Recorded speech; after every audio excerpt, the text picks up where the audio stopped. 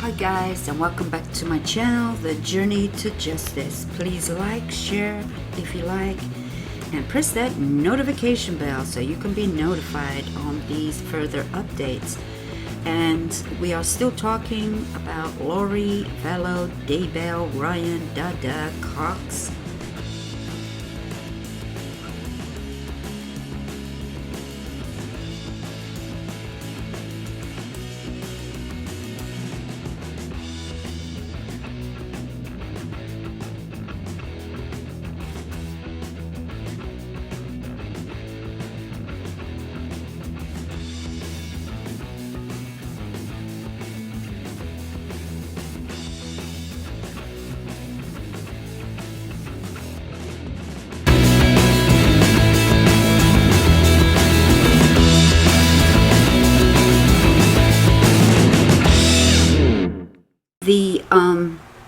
The interviews, as we all know, that's been going on. It's been a gold rush of interviews. Now Lori can't talk. Chad is not talking. He's kind of in hiding. We don't know where he is, but the rumor is he's driving around in a Cadillac. He's trying to get planning permission to put some kind of fabricated home on his land. I don't know. What does that mean? Is that a trailer or some kind? I don't know. But if the world is ending, why are you building? Maybe that's where they're gonna live, and when the 22nd of July comes, they're gonna be ported to the next world in their trailer. I don't know, with all their belongings and their money, because where they're going, I guess you're gonna need food and supplies. Who knows? But anyway, we all know that Joseph Ryan passed away, and he was not found for days in his home, so you can imagine the condition of the body. And apparently that he had died from a heart attack. Now, all these people dying of heart attacks is alarming. I mean, yeah, there's a lot of people that die of heart attacks, sudden death. But in one family, related to the same person called Lori, allegedly.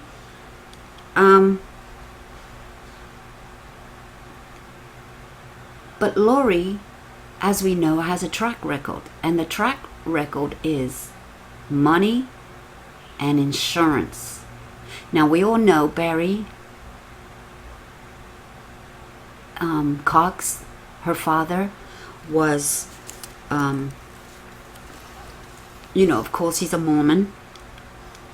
He's educated, and he sold insurance. Yes, there's another connection. So Lori has been brought up with insurance of some kind. And what insurance can do for you, like when your spouse suddenly dies, sudden death. But anyway, guys, just to recap, we'll go on to Colby, the son of Lori Vallow, the stepson of Joseph and Charles. We all know that Colby is calling abuse or sexual abuse allegations. I don't know, he was a younger kid, what abuse is. Or is he brainwashed too? Because you are sometimes what your parents are. and it gets confusing. But this is what he's saying, and these sexual allegations are coming from his own mouth. It's not a rumor. He does say a little about his mother, Lori, that things were not good in the marriage for one reason or another. We don't really know whose fault it was and what game Lori was playing while she was married, because she took the kids, well, not the kids, but she took Tylee and hid her from him and disregarded a court order for visitation, and stuff like that. So she ran from the law, she ran from her obligation to let the father have the children, or the child, meaning Tylee, and mess with the court system. And she was doing this long ago. So this is a pattern. It's not just begun, and it's not an excuse that is new to her that she is using today, if you know what I mean, guys. So Kobe said she's kind of started changing, and she was running, like always on the run.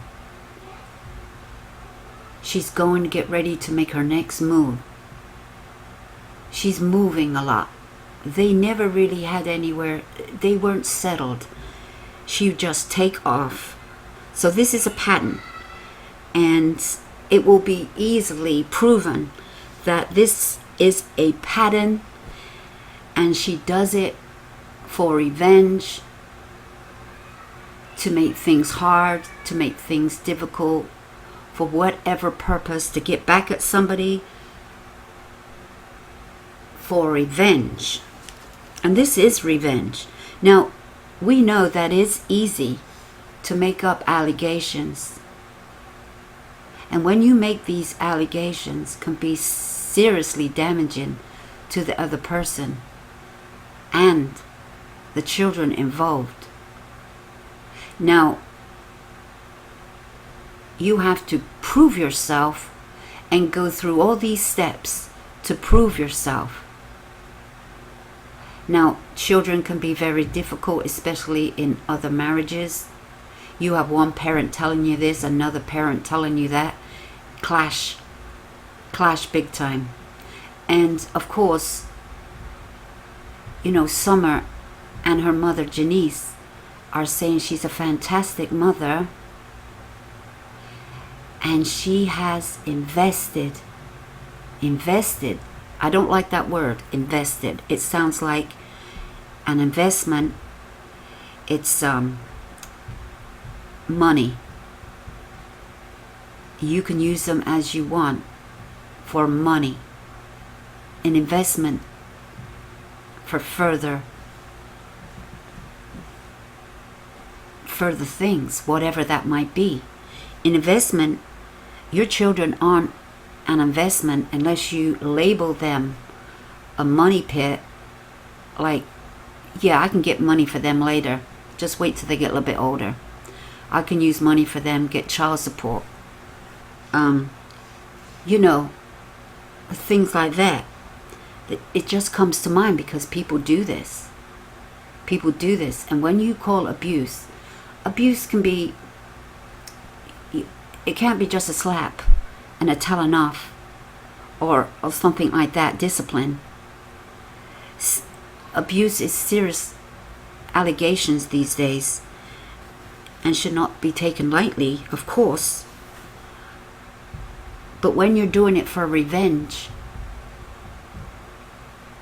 that's serious, and you should be charged and put in jail for it, because you will mess up somebody's life for good, for the rest of their life. You can make them sick, you can make them ill. Maybe that's why he had a heart attack.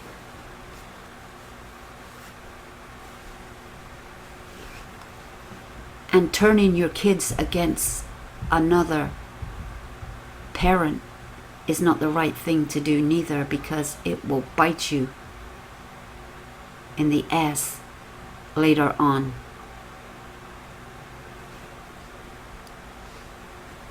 And not only that, they as a parent, when they have children,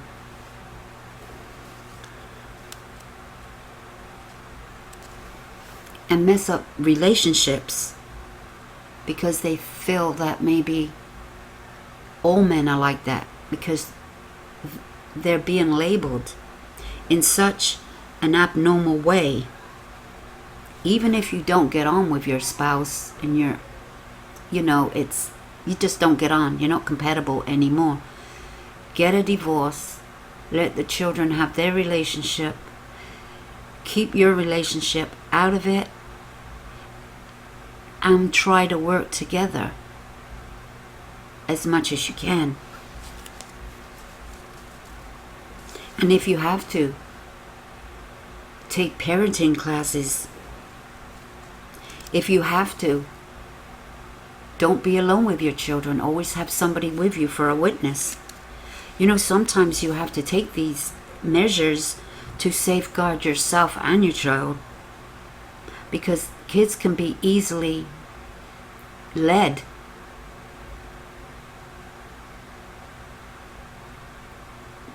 Because they want to do, they just say they have to live with the mother, they have to live with them, and they get scared to go against them and say no to them, because they feel they have to live with them and there's no other way. So they keep quiet and they just go along.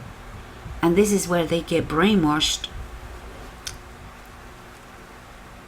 and their thought process sometimes gets delayed, in these situations. But it's not at that time, it's when they get older they get messed up. They are messed up.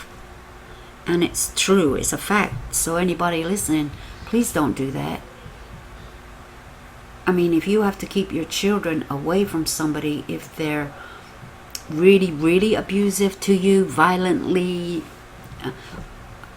I mean, that's different. But just to make allegations because of an investment and money and insurance. So there's a difference. And hopefully people can understand the difference. You might hate your spouse, you just hate him to death or something. You just hate his guts. But you married them and had children. They were good once, weren't they? But because things aren't going your way, and you fell out of love because you're on to the next one already, meaning you're on to the next man already. Life is not always greener on the other side. But this person can't do for you no more, because you are going up to another level. And things like that. So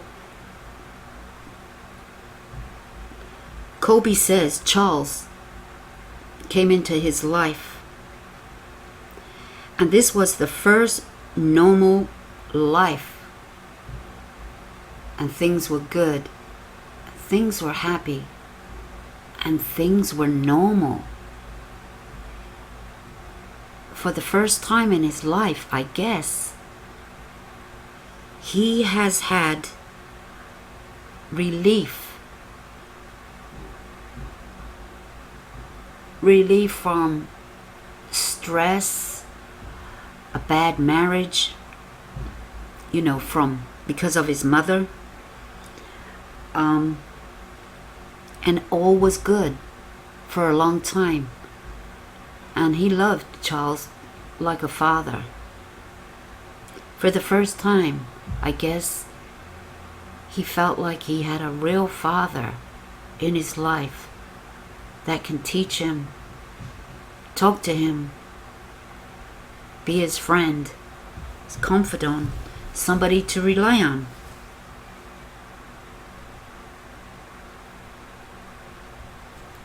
And that's how he felt. A relief. And all was good. So he thought.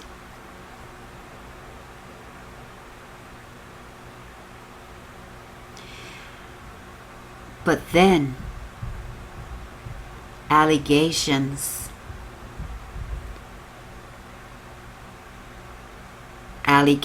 started, and Lori was telling Kobe that Charles was having an affair. And she left Charles, they say for a month, but I think it was longer than a month. I think it was 2. Out of the blue, she left Charles. She only took Tylee. She never took JJ. And we know that Lori was most likely with Chad Daybell, going to these religious seminars, and Tylee was amongst them. So you can just imagine.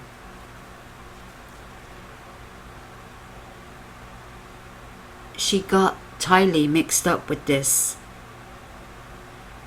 And I do believe that to this point she had got Tylee brainwashed. And we also know that she come in contact with Lori, she also brainwashed her. So if she can brainwash Melanie because she's weak and, you know, all those things that's happened to her in her life, that she was easily led down that path also.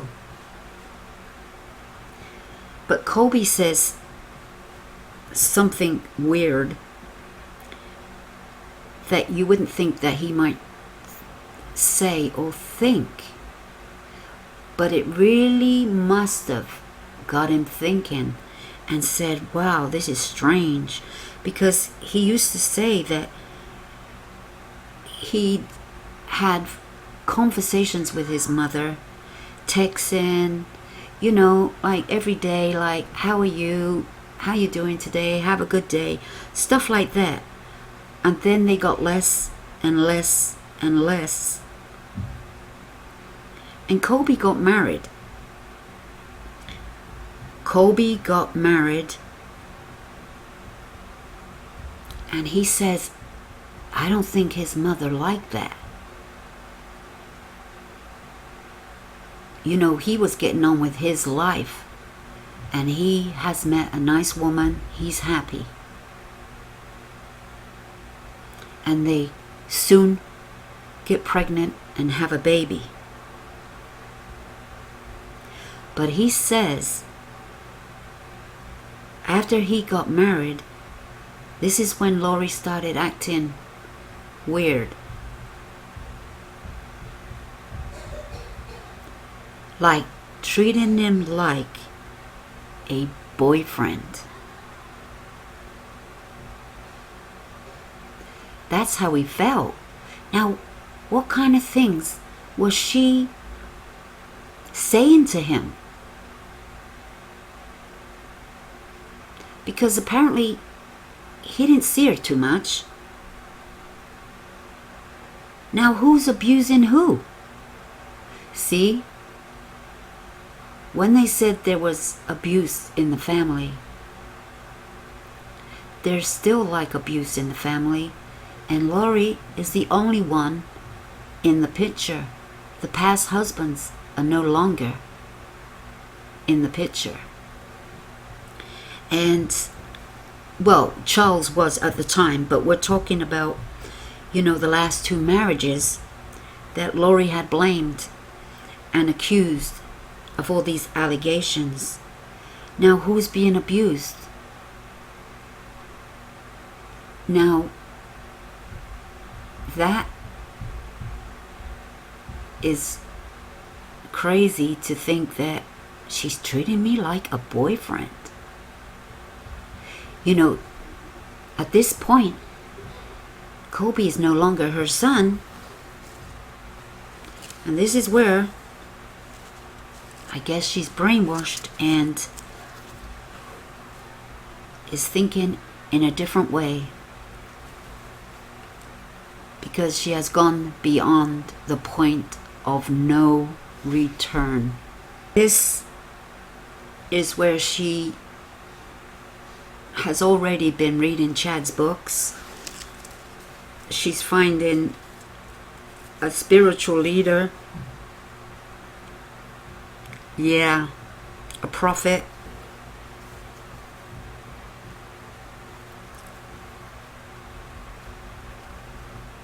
A man that is a little bit out there in his beliefs.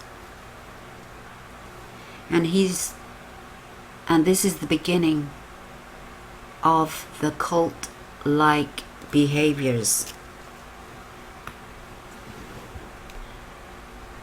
Because Mormons normally don't act like this.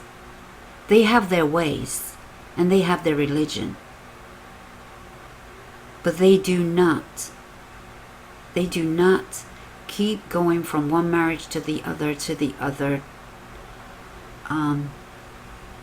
and people are left dead behind them. Or all this things happening in all these marriages. And they normally keep to one marriage. But yeah, they do get divorced. And a lot of them, if they do, they don't cause all these problems. But you know, everybody, when it comes down to it, are human. So, and you are who you are when you meet the next person. You never know who you're gonna meet down the road that will change your life forever. Now we're just going to talk about the podcast that Lori was in a long time ago, 2018. Now when they tell us that they just met, why would they lie when it could be easily found out later? But they weren't thinking about that. At this time, you know, back then, they hadn't got to the future like it is today, that this would all blow up in their face. And it all came down to little JJ and the reports of him not being able to be contacted, and the welfare check, the wellness check began. And that's more or less where this story began. What if JJ didn't have any grandparents?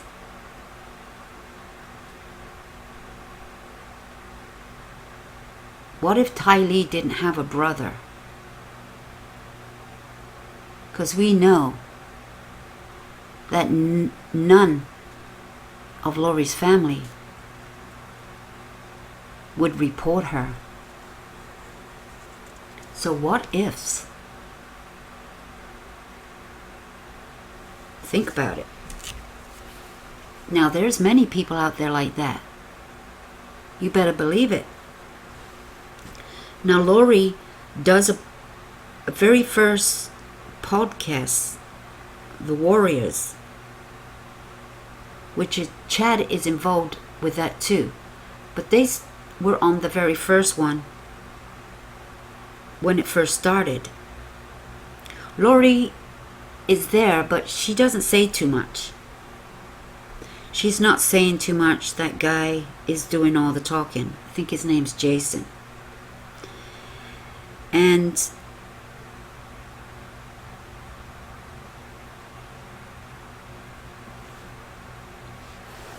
I do have it, but I don't know whether I should play it or not. I put it in my Facebook group, Journey to Justice.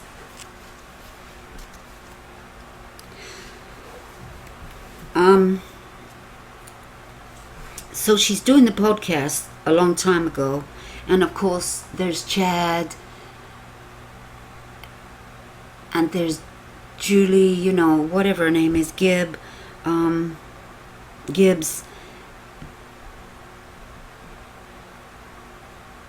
he tells a story on this iPod. You know, it's not really an iPod, is it?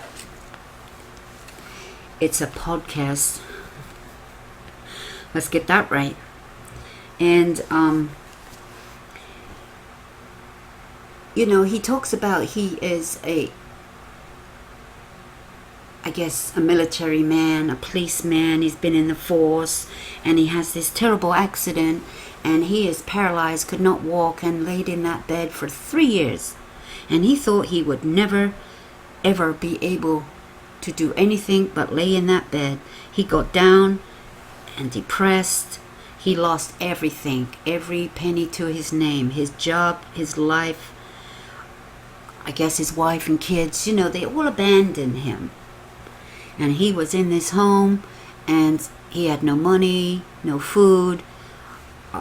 He was down and out. And then one day he woke up and said, you know, get busy living or get busy dying. So he got busy living. But while he was in that bed, he too had changed. His life had changed. And I don't know what praying he was doing. If I can walk again, I will set up a podcast, and I will get followers. I will get warriors. I will be a leader, and I will lead them into, well, who knows where? The next world?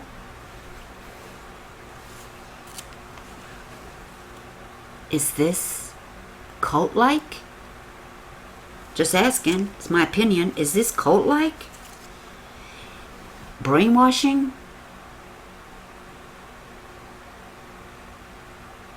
He too is not a normal woman.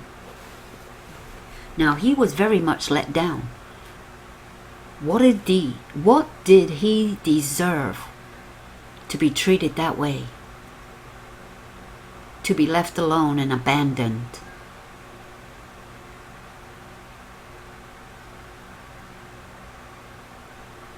I don't know. What did you do?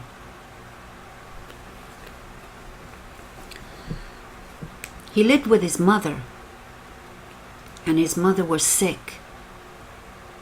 I don't know, she had Parkinson's, and she had some crippling disease that she kept falling, and she couldn't get up. And all he could do was lay there and call 911 to call somebody to pick her off the floor. There was nothing his mother could do for him. Only talk. Because she was too weak. Too frail. But I guess he had carers. And all he could do was lay in bed because of his tragic accident. He couldn't move a muscle because he was too scared to move, because the surgery had to be done on him, and they must have scared the living shit out of him and said, if you move, it will move and we'll have to start all over again. So he would not try to move. Like maybe he could move his hands, but don't try to move anything waist down. Don't move anything waist down. And all he could use is probably his computer and his phone, and watch the TV and press the remote control, and maybe feed himself. But this was a healing process of 3 years. So he just goes on and on and on at the first podcast, and that's what he discovered. Talks about. He talks about that. Just mainly he did all the talking, and somebody go, oh, I'm still here, kind of thing. So that was what that was about.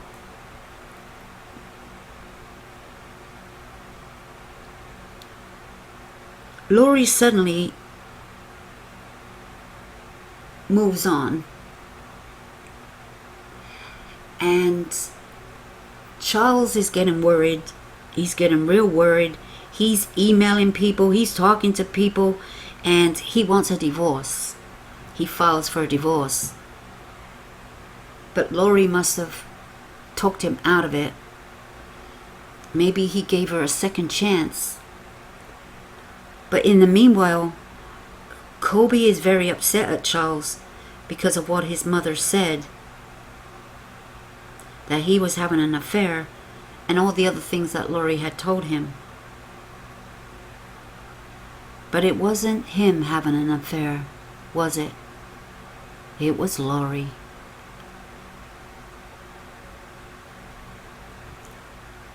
Lied again, didn't she? She twisted it all, and she ruined somebody's life once again. Not only is she a liar, she's a thief. She took Charles's money, and not only a couple of $100 or a couple $1,000, she wiped out his bank account of $35,000 because she could, because she knew how to get into his accounts and passwords. Just never give anybody your password, not your wife, your husband, your brother, your sister. Unless it's an account of life insurance, when you just might need to get into that account in emergency. Or give it to a lawyer and say, in the event of my death, this can be given to such and such a person. And have it notarized. And then give that piece of paper to the person you want them to be able to get a hold of this account. Go to this lawyer, go to this person, and they will be giving it to you. And whatever else information that you need to give if you fear for your life. Now, I think everybody should do that. Something like that. If they're ever in this position. Document, document, document. It might be your only proof later on. Something's not right. You need to document it and keep it safe. Not tucked under your mattress. Keep it safe. Keep it a secret. And don't trust nobody. Because your husband and wife could be having an affair with your best friend. So don't even tell your best friend. Because it could backfire on you.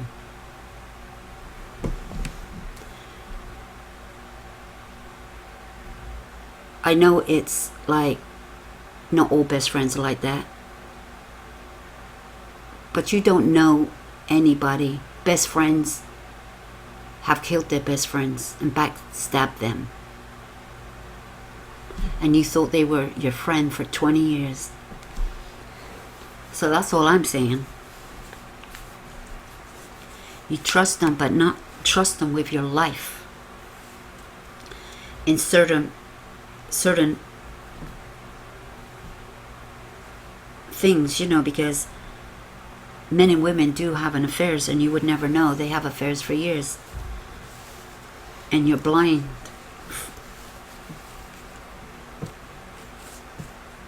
Or you just let it go. When things aren't right, they ain't right. So that goes on, and Charles is talking about zombies, this cult-like the religion, the beliefs, the brainwashing. You know, Charles is talking about this, and I don't know, maybe people think he's crazy. But he started talking about that, and that's the way he felt, and that's how he see it. But he doesn't get a divorce. And we know that Lori got into his account, changed his life insurance policy, changed the code, the password. Yet Kobe said she wasn't tech savvy. She wasn't tech savvy. Well, somebody was, weren't they? And maybe that was Chad.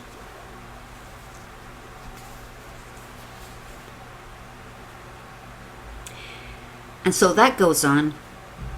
And then we come up to, you know, the visitation. Charles rents a car. He goes to the house. He gets shot twice. We all think it's a setup. He was ambushed. He went alone. When he said he was in fear of his life, she was going to kill him. That was already documented. Way before. She's going to kill me. Yet he went alone. Never go anywhere alone when you think somebody's going to kill you. I know you don't want to put them in that position, but maybe you could take them with you, but kind of hide them and maybe drop them down the road a little bit, and they just walk along like there's some person walking their dog or something, and they just hang around, make sure nothing happens, and then you pick them up the road. Yeah, you could do something like that, but don't go alone, because you will need somebody to call 911 for you and be a witness that you did not harass, abuse this person. Because if you're on your own, now Charles had 3 people against him. Alex, Lori, and Tylee said it was him. He was the aggressor. He did this, he did that. That's not been proven. That was allegations. Now, I don't know what the police were doing there, whether they are taking his word for it. That's exactly what happened. Is that what they did? They took his word for it.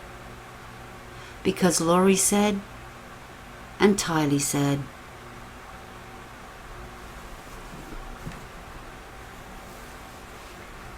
And of course, at the time, the police don't know what's going on. The police don't know. So that was the end of that. We don't know. I don't think they closed the case, but it wasn't moving very fast. But I think they were investigating it. And then along came all these other stories. So it's being investigated now, and was starting to be investigated. And then they got a hold of Tammy dying. Then they got a hold of, Ryan dying of a heart attack, and the missing children. And so, of course, they have to investigate this death too. But that's going to take a while. And first off, to investigate a death. And now Alex is dead. They're like... And then they found out about Brandon. And then they find about Alex with Lori's other husband, Ryan. They start finding this all out. And the puzzle is coming together. Maybe this was a setup. Maybe this wasn't just an accident. And of course, Lori thought she was going to get that $1 million life insurance.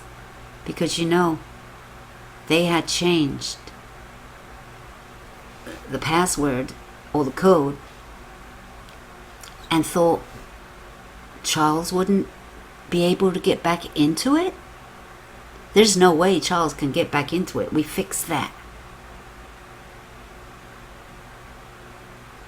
But only a week later, you see, it sounds like a plan, doesn't it? Because this only happened very shortly before he died. Now, he was killed, in my opinion, alleged, but he was. And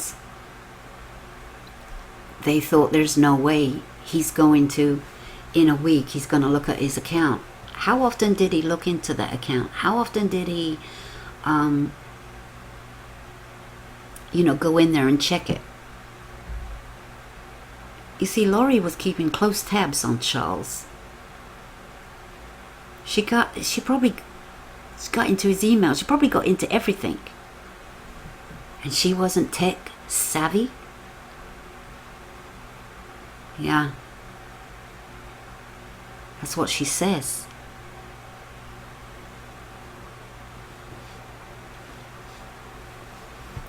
And of course she was. Everything comes out of her mouth is a lie, in my opinion. So they probably didn't think he was going to look into it, but something told him to check on it. Maybe some activity was going on and he had to check on it, or he knew something was going to happen to him, and he wanted to make sure that she doesn't get a penny. In fact, he went into the account and got a hold of somebody and quickly changed it. Changed the pass, the code word, and changed his life insurance over to his sister Kay and Barry and Woodcock. And to make sure that none of this money would ever get into Lori's hands and none of her family. But when he said that, he meant he wants JJ. Maybe he thought JJ would be taken away from her. He was trying to get custody. You see, and this is why Lori's thinking process was like that. That's why she took him. And suddenly, I don't know whose idea this was. Charles' idea to go pick JJ up and take him to school that morning, or Lori's idea to come and get him that morning. But suddenly a sister Summer and the mother they don't talk to very often suddenly are in communication saying, Charles is coming over. Charles is coming over to get JJ. Alex, you better make sure that you're over there for Lori's safety. You better get over there. But this is what she said though. But it's a lie. It was a plan. It was an ambush. Now suddenly they don't have much communication, yet they know everything that's going on. It's funny that. It's really weird, isn't it? So this is why Alex was there, laying wait with his guns and a bat. Who lays wait with a gun and a bat? With an empty house. You see that house? There's no furniture. There's hardly anything. Now, did they ever find that bat? Was it in the storage? Or was it taken into custody for evidence? And we know how badly Alex was hurt with a bat. If you're whacked in the back of the head twice with such force, so he says, I think you'd be bleeding. Well, you might not be bleeding that bad. He didn't even look like he had nothing on him. It looks like it was self-inflicted. Well, of course it was. It had to be. Alex never called. Nobody called 911. Nobody called 911 for at least 5 minutes. So, Alex said it was 5 minutes. Could have been 10 minutes. They had enough time to get keys off of Charles, get his phone off of Charles. JJ's already in the car, waiting. JJ was already in the car because Alex said so. Who was in the house, the police asked. Lori, Tylee, and JJ was in the car. So Charles had already told JJ to get in the car, and he went and ran in the car by himself, or he was put in there. So at what point was JJ in the car? He was put in the car before they killed Charles. So JJ didn't see nothing. Because remember, JJ's going to school. He's going to tell everybody, hey, my dad's just been shot. My mommy, my uncle just shot my daddy. Well, of course he's going to say. So he's in the car for a reason. It's all a setup.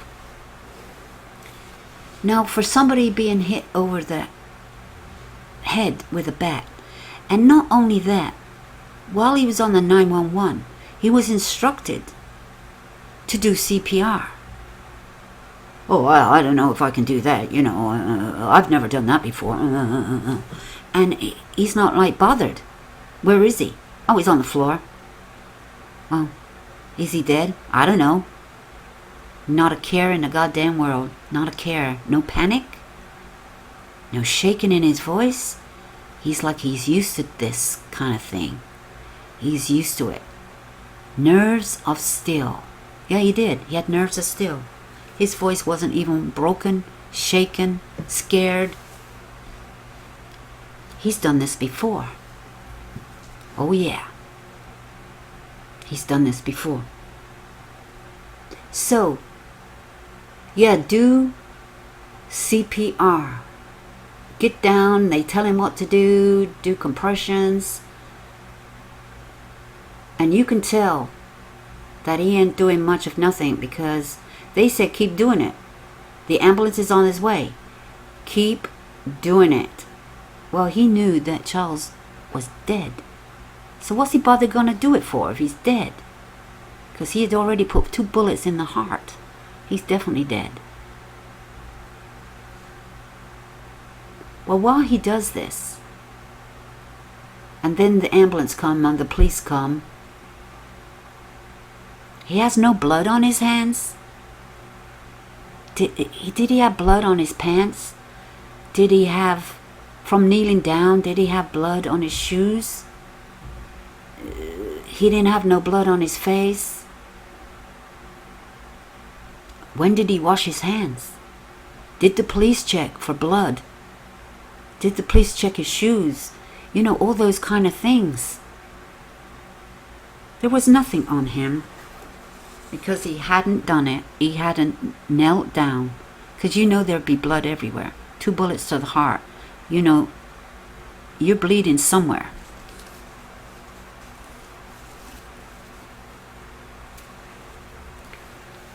While Lori takes JJ to school, she also takes Tylee.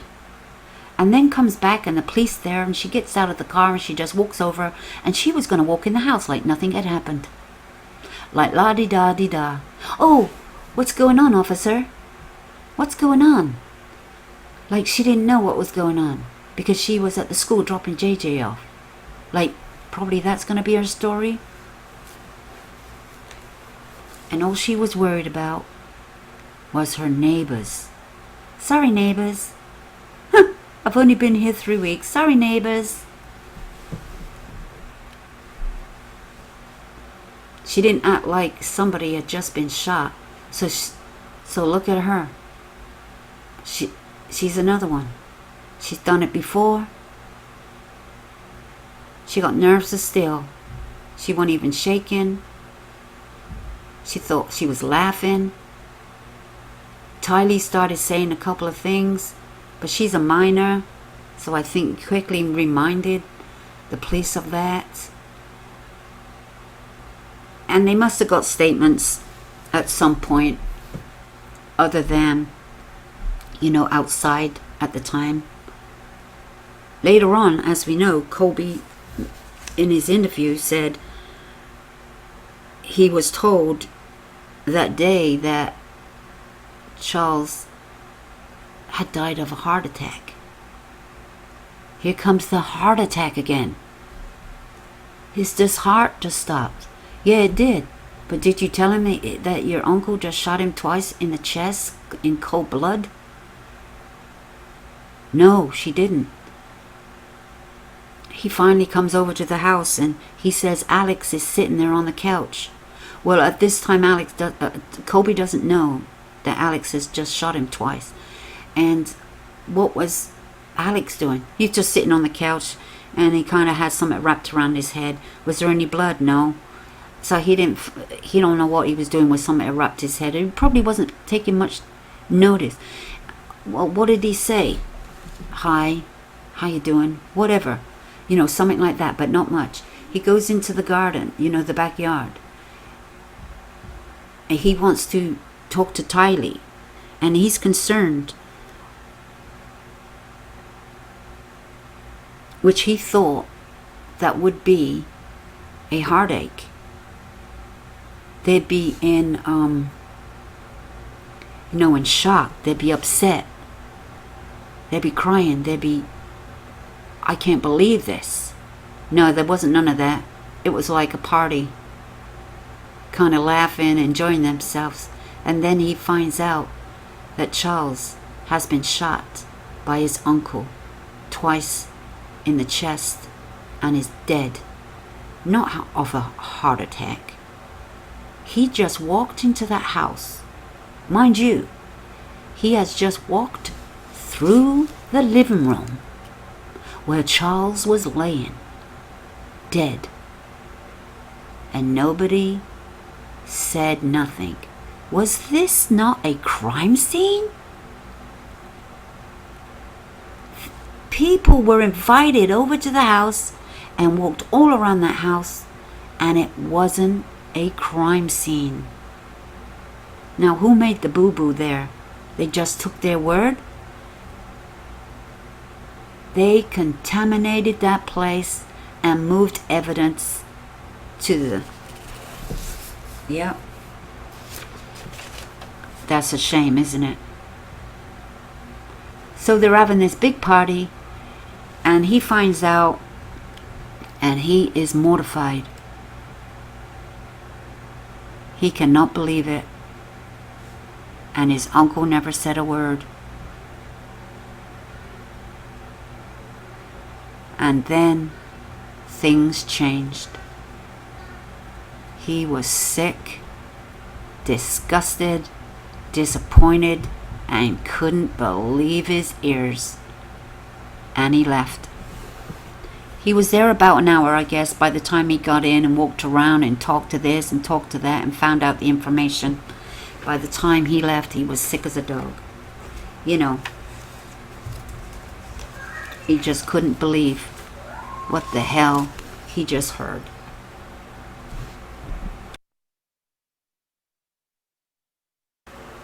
A few more things that Kobe said in an interview about his mother and Tylee and JJ.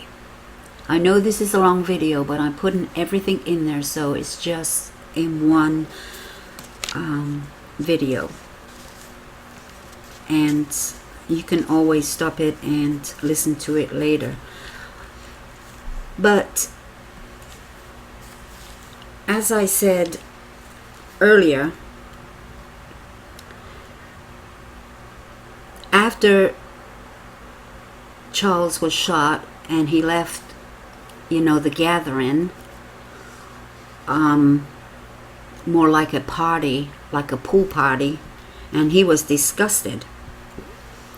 Well, later on that day and a few days later, not too long after,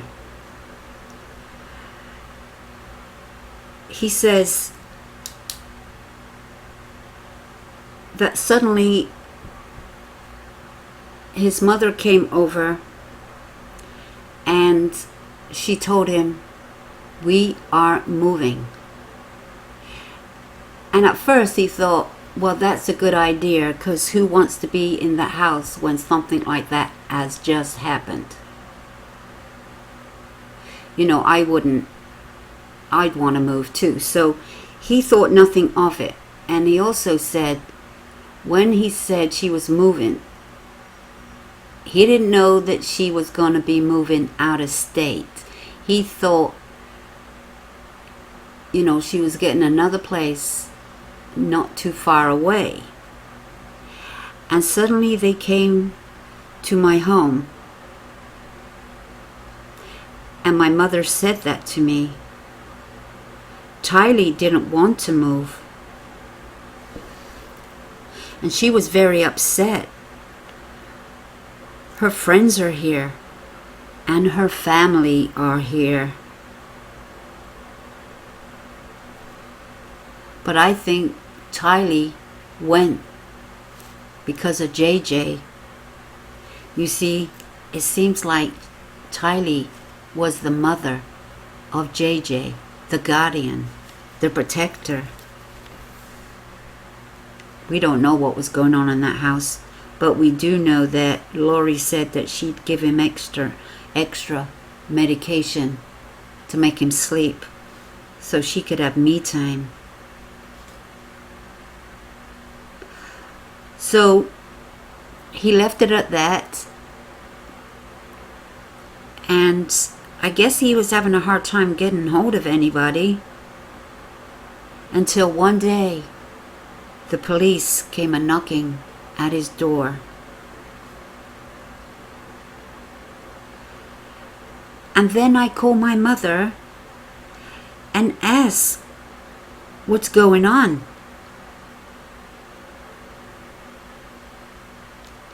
And Lori said, "Don't worry, I will take care of it." And she hangs up on Colby.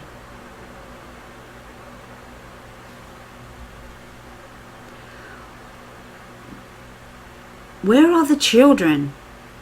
Where are Tylee and JJ? He called back the next day. And the phone was disconnected.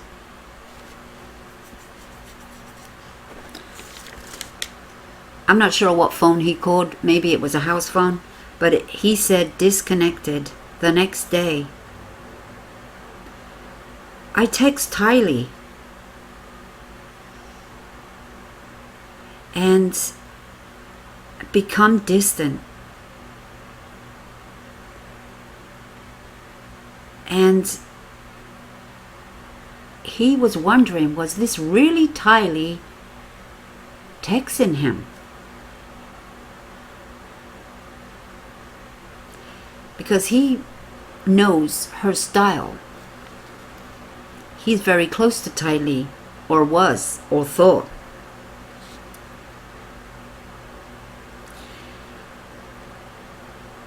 And after the events of Charles' death and what he's seen and heard, and now the police knocking on his door, he said that was the last straw.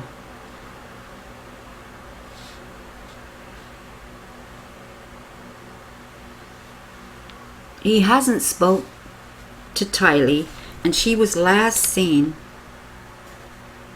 but only via text, and now he's not even sure if that was ever her.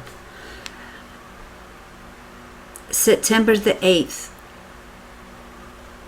Tylee was last seen in a photo in Yellowstone Park. And Lori, JJ, Tylee, and Alex were there. And Lori must have been taking the photo.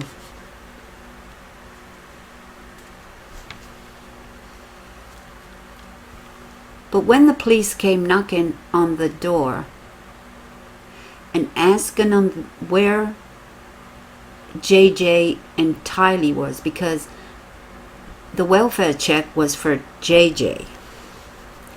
But they're a pair. And they are treated like one. And they're treated like grandchildren and family.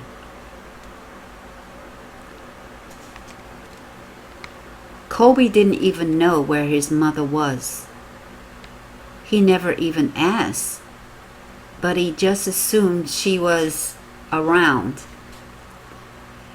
He had no idea that she had gone to Hawaii and married a guy he thought she just met and hardly knew, and he hadn't even met him. And his own mother never told him. I guess what you don't ask, you don't need to know. And when he did ask her questions, she was vague and in her own world. And he doesn't even understand why she got married. Especially in the way and how she did it. And it was some big secret, I guess.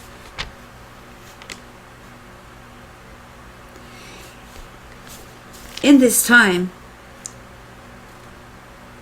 he says he became distant from his mother. Not like it used to be. I would get a phone call from my mother, say every few weeks.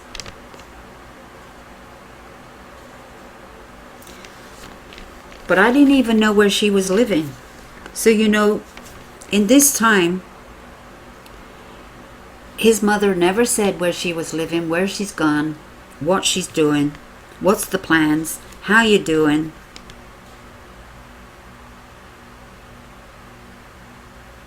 She never told me, he said. And I never asked. But I'm thinking Colby has got married to his wife. Baby on the way. The baby was born in February. I don't think the mother liked it because he got married. And now there's a woman in his life. And they are going to make their life and live it the way they want it. And there was no controlling that.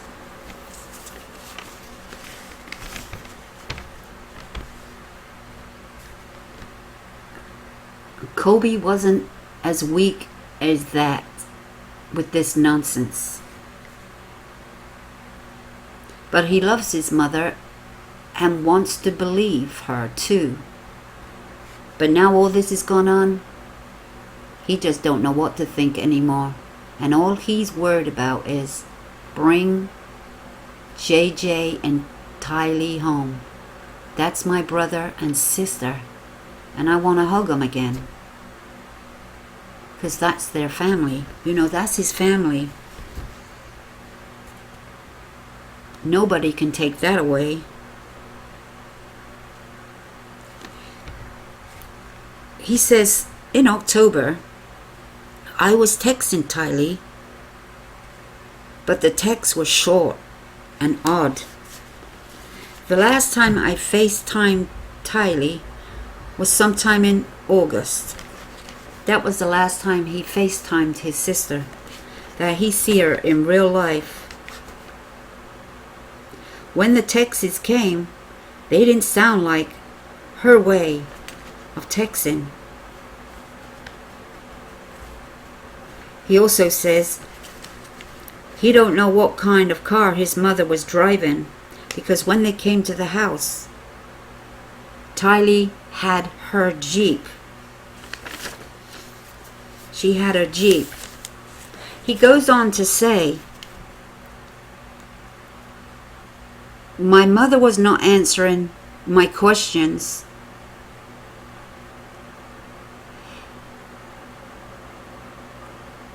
And I think he was saying that when, I think he had that visit when she came back to Idaho and they had the court hearing.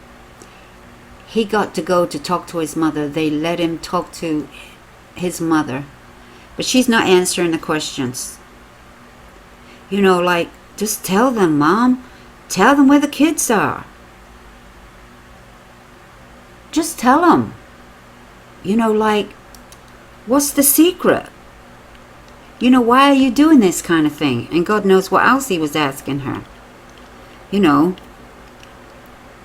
what's going on? Why do you do this? What's happening? Where are they? You know, when was the last time you talked to him? Have you talked to him? Where are they? Who are they with? You know, he's probably asking all these kind of questions because now he wants answers, but he's not getting his answers.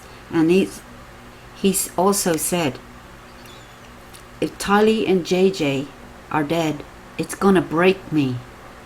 It's going to break me.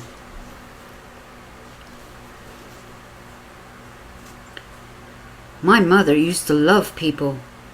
Fun. She is just a changed person. To see her on the news, in the courtroom, I saw Chad, and I was so angry, pissed off.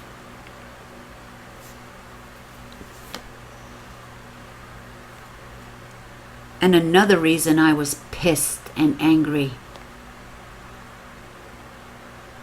I never see Tylee and JJ walking behind my mother like I always do. They were not there. And more or less it rang true to him that they have just vanished. And reality is setting in. He also says, my mother is a grown woman. And she can handle her business.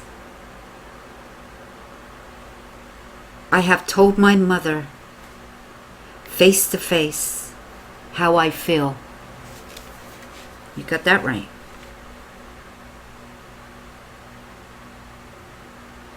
And Kobe is like, why? Days later, still, she didn't talk. And she's in that Idaho jail in Madison. He goes, I am done. No kids. I am done. And I need to know. And I need to know now. He desperately wants to know if his brother and sister are alive. He wants some proof they're alive. That's what he wants. But Lori, his mother, his own mother, doesn't care about his feelings. She only cares about her religion, her spiritual cult-like ways.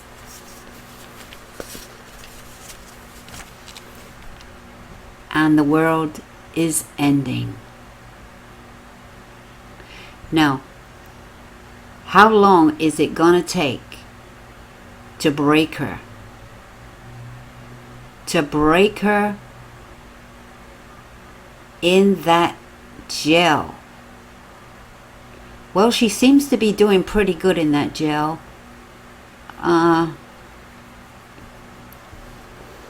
She is doing some activities in there. I don't think it's helping her. It's keeping her faith or beliefs strong. She is staying strong.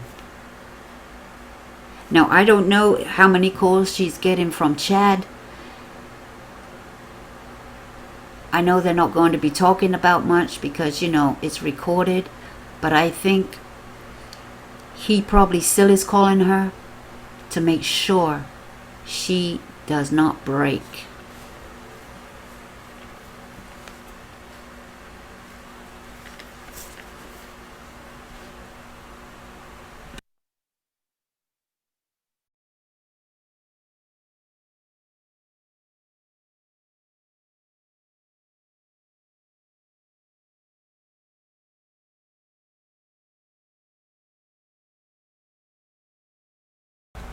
The plot thickens.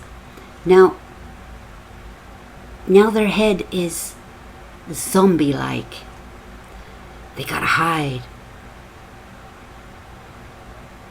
They gotta get rid of husbands and wives.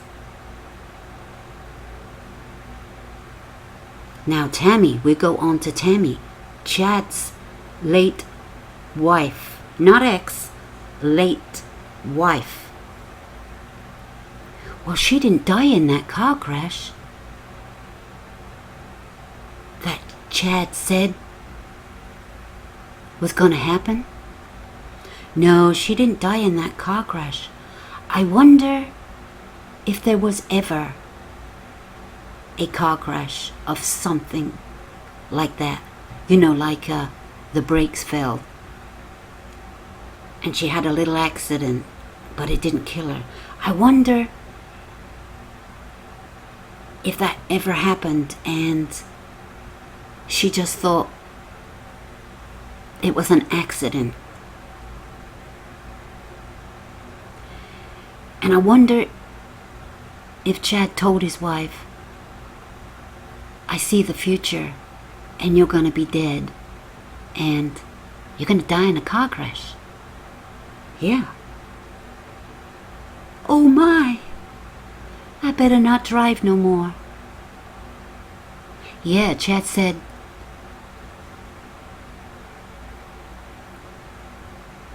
we'll use separate cars, you know, 'cause he don't want to die in a car crash. He can see her dying in a car crash. He's not going to be in that car, is he? No. But anyway, no. Did Tammy die by the paintball gun, which probably wasn't even a paintball gun. It probably was a real gun that was either jammed or it was to scare her to death. But, you know, Tammy wasn't that scared. For some reason, Tammy in her head was thinking, what the hell is this kid doing? What the hell is this kid doing? But you know what? She kind of thought, I don't know what she was thinking. I don't know if she thought it was some kids playing around. Now, Alex don't look like no kid. Alex is a big man, not a kid. So she said, I don't think it was him. It could have been a woman.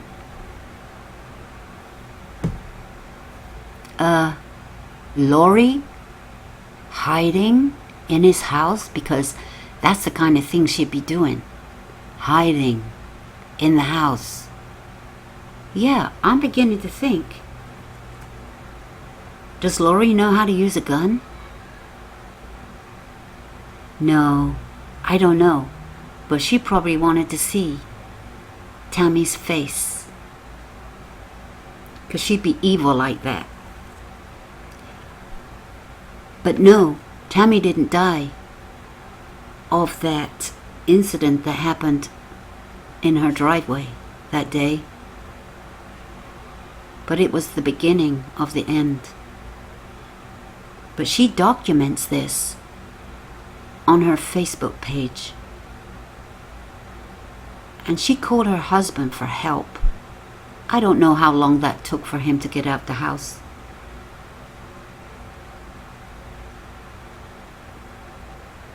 But just over a week later, she would never wake up from her sleep. Chad said she went to bed with a cough and never woke up. And she was peaceful, but she had been dead for a long time. Now, how does he know that she'd been dead for a long time? He woke up at 6:30 in the morning. He probably wasn't even sleeping.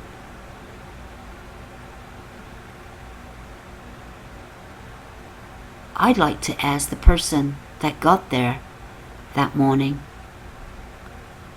the police, the investigators, or whoever was there, and ask, how did Chad look that morning? Did he look like he'd had a good night's sleep? Because he said he slept like a log. He never woke up to early hours of the morning. He never woke up once. So he should have looked like he had a good night's sleep, right? Did he look tired and worn and haggard? I mean, Tammy went to bed with a cough. And you know, as I said in my last video, when you got a cough, it's a niggly cough, and they'd wake you up coughing. It's just like somebody snoring. It's irritating. Yes, guys, it irritates me, but it's life. So, was Chad sleeping in another room? And he didn't hear, and that's why it didn't wake him up. We don't know where he was sleeping. Was he sleeping next to her?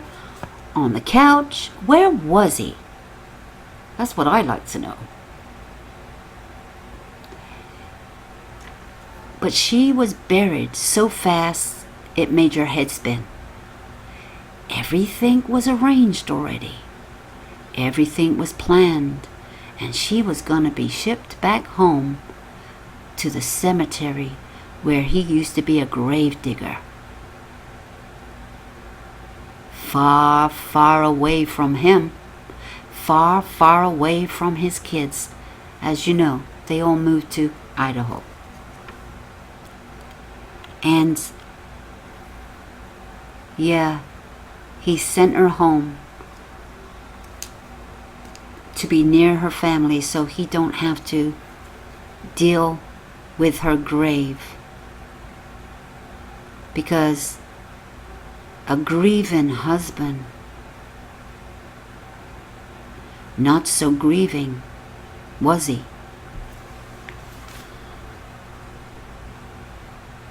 People talked about how fast the arrangements happened, and she was buried in the ground probably even before she was cold. That's how quick. Normally people grieve and then they have to think, and then, well, a lot of people may have their funeral arrangements worked out. Maybe a lot of people do when they get a little bit older. She was only 49. But I don't think it was her arrangements. It was Daybell, the husband, Chad, that in his head and on paperwork, he'd already got her funeral arrangements already made. But she didn't know about it. Because if she did, she might have run and not come back home. But no sooner she was dead and buried, he'd already made plans to go to Hawaii. He'd already bought clothes for his wedding day. They'd already got rings for the wedding day. And they'd already got the flight. They'd already rented a home in Hawaii, Kauai,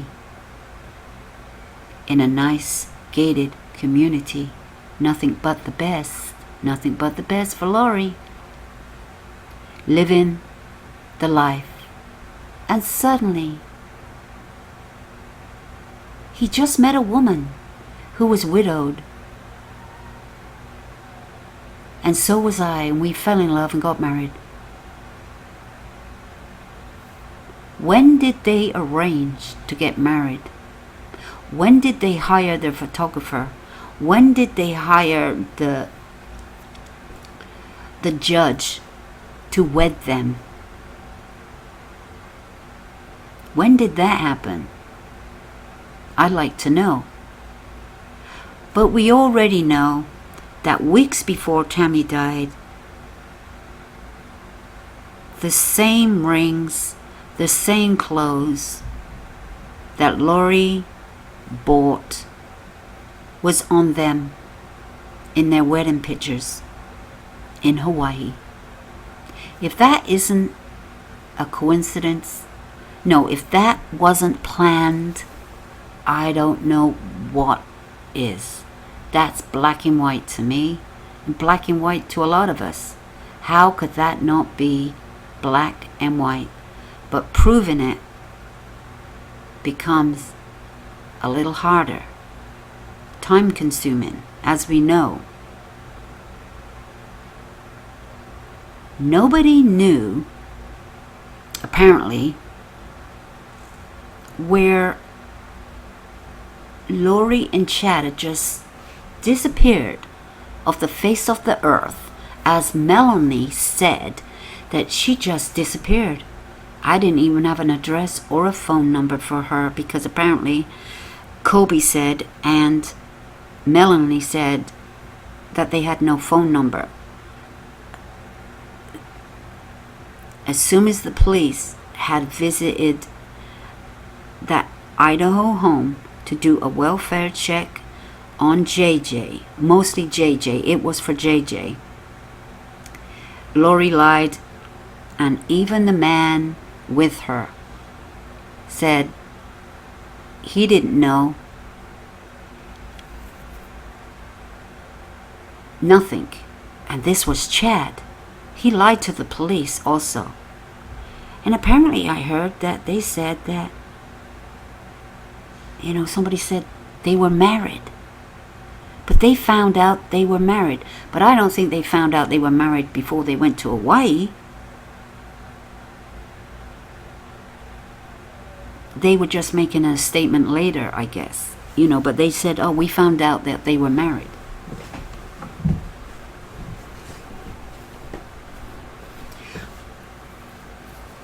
So Chad was at the Idaho home of Lori.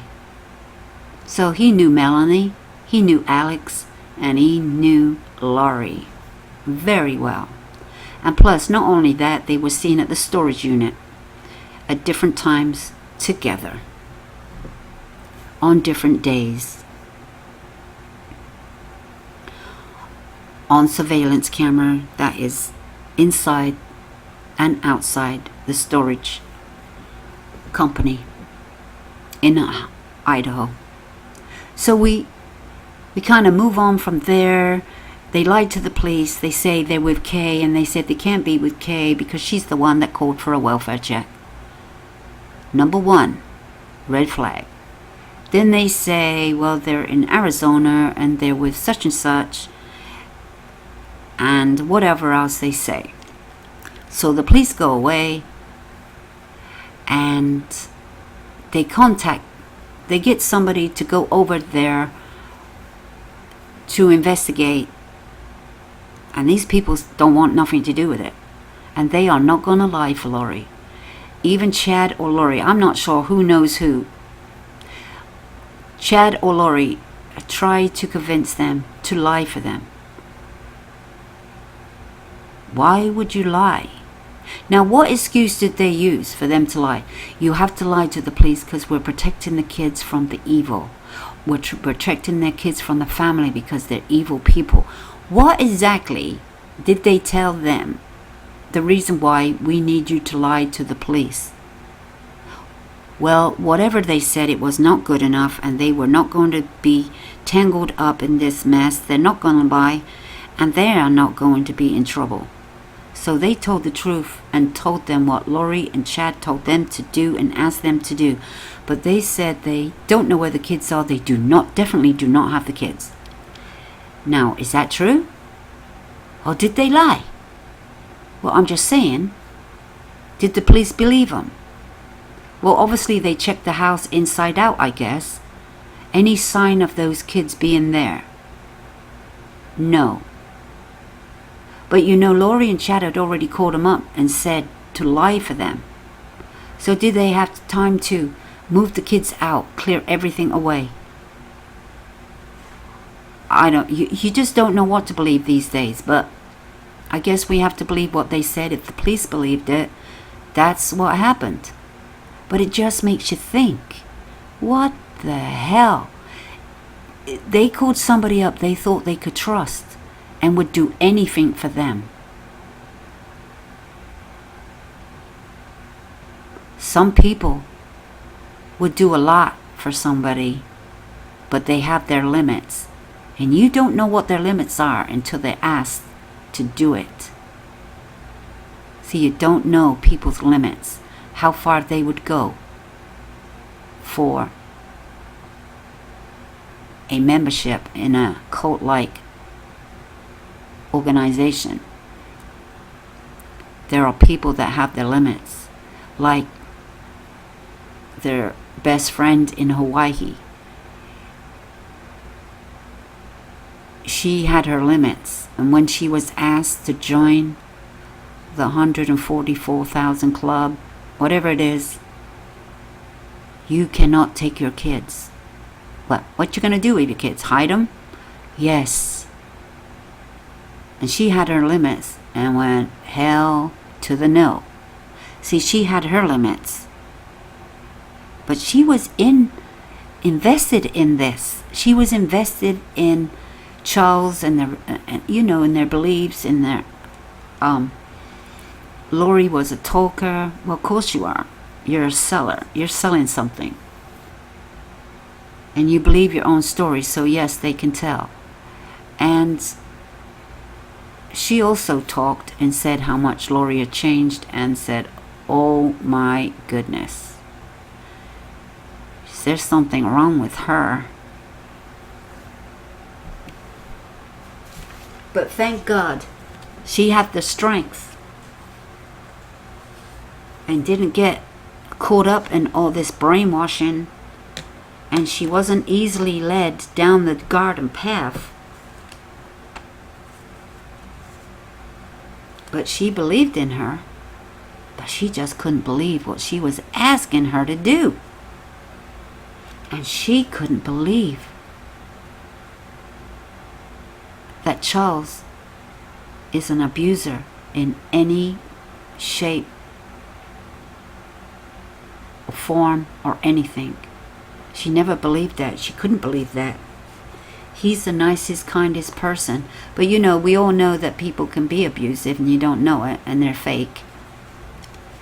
But as time goes by, she learned the true story. And of course, she knows what Charles didn't do. He was killed in the manner he was killed in. His emails, all that information that she since found out later, but not at the time. So, we go back to Chad, a 30-year marriage, gone in a day. Well, not in a day as such, but I'm just saying in a day. And married within a few weeks of her death. Now that's strange. And we see the honeymoon pictures. Not a care in the world, not a tear in his eye for the loss of his beloved 30-year marriage to his wife.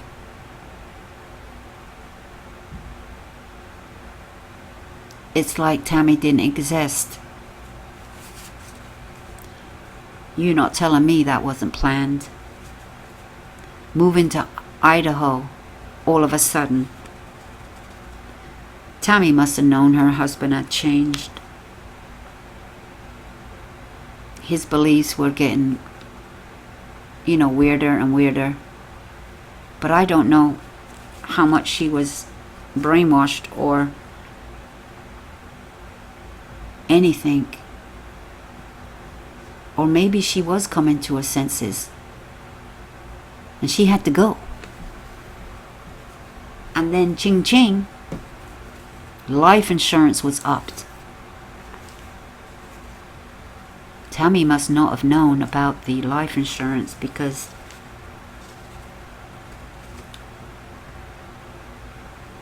she was dead in a week after that. Now how funny is that? Not funny, but how strange. You know that. And of course, Lori knows a lot about life insurances.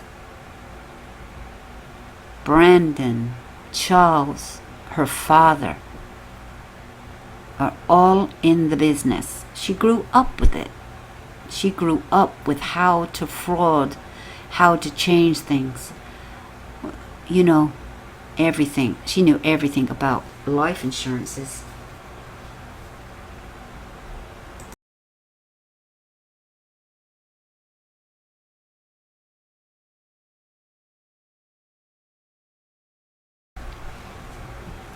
We'll just get a little bit on to the next part, is because we've already talked about Lori and Chad and all this craziness going on. It's been in court, and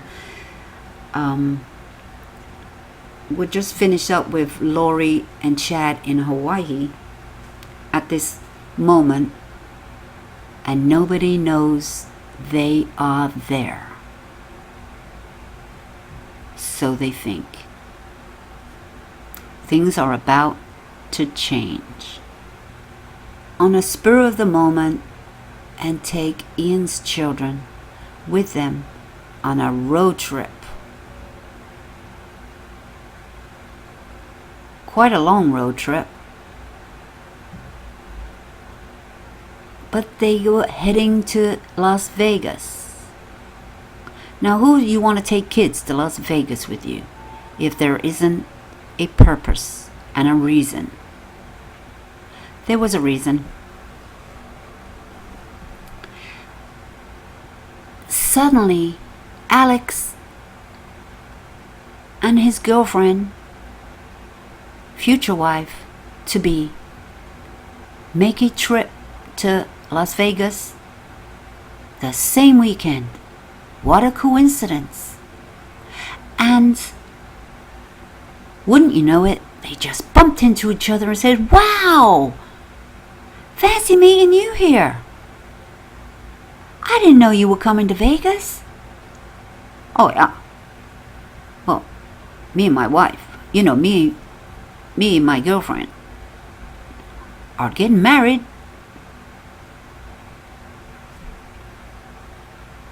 Wow. Well, she must have told her uncle, "Well, Ian, why don't we just get married?" So Melanie and Ian also got married at the spur of the moment, and she had to fix the kids' hair, she had to fix her hair, she got ready, she got a dress, something cheap, something nice to wear, and they didn't have much money. It was just the spur of the moment. Who cares, as long as they get married and happy with it. And you be my witness, I'll be your witness. And they were witnesses for each other, I guess. Fancy that. Ready-made witnesses. They never thought they were going to Las Vegas to get married.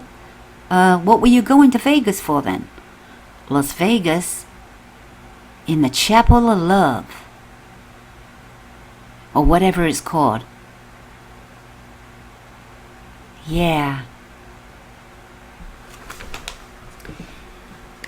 So they got married.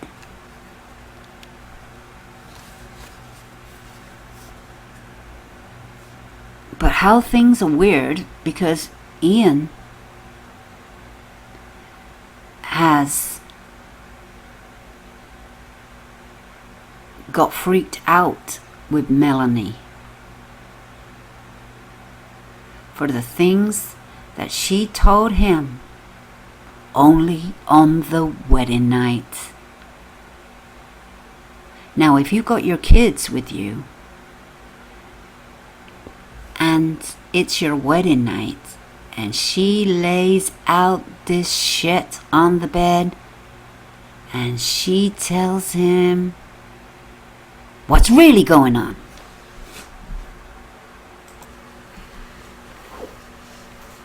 Melanie and Ian. Now, there is information that's come out on what Ian really told the FBI. What he told his wife, his ex-wife, Natalie,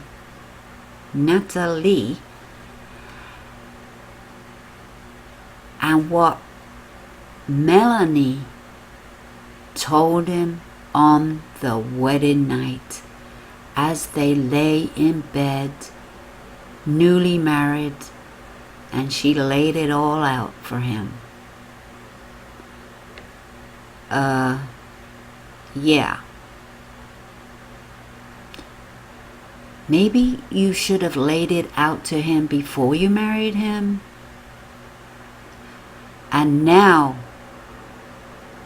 their scare tactics begin. Who is she blaming? I don't know if she's blaming anybody, but she is scaring the shit out of him. Now remember, Ian ain't so innocent with his ex-wife and their marriage. There was problems, and he has a record. But let's not talk about that, because his wife, his ex-wife, Natalie, does take him serious, because she knew he was scared and he wasn't playing games. As we know, well, we don't really know how long they knew each other, but I don't know if he would lie about it. But he said he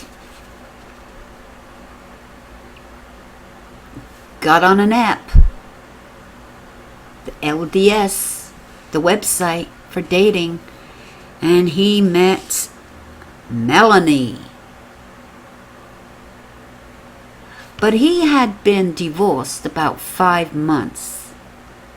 So there's 5 months. But I don't know how long he had been on the dating scene, how many women that he had hooked up with, went on a date, or anything like that. Not sure how long Melanie had been on there, neither. But he acts like he just went on there, and she just went on there, and they just suddenly met. And within weeks, they were married. Is that kind of odd? Yeah, she says, well, when it's right, it's right. No, it was right for her, and it was time. It was time. It was like she had to meet a man now and marry him quick. It was kind of like that. Because she got demons in her. And she's got a plan. I don't know what the plan was. Allegedly, she had a plan. And it seems like all what she said in her interviews just lately, I don't know why she didn't go back and read the police report before she spoke. because she absolutely has contradicted herself. She's made herself out a liar. So how are you going to believe her when she's lied and lied and lied? Now, people listening to that, if they don't know the story, what they might believe her. She's trying to convince people that she is not in a cult, because she doesn't actually say cult, but her actions are like cult-like. Now this is a little long, and you know, guys, I read pretty slow, so you can come back to it later if you're falling to sleep. Just joking, but you know what I mean. You know me. And it's all about the night of the wedding, and the nightmare began, and he was scared, and he's like, what the hell have I got myself into? And my children are here with me. I think he got scared. He got scared for his children. Yeah, a grown man was shitting himself. Excuse me. But I think he was at the time. He probably hasn't heard anything like it in his life. Even though he probably was not the best of husbands. But this has scared him, because I think right away he thought of his children, and they were on his mind. And I bet you he didn't sleep that night. Not because they were up to, doing the dirty, because he was scared to shut his eyes.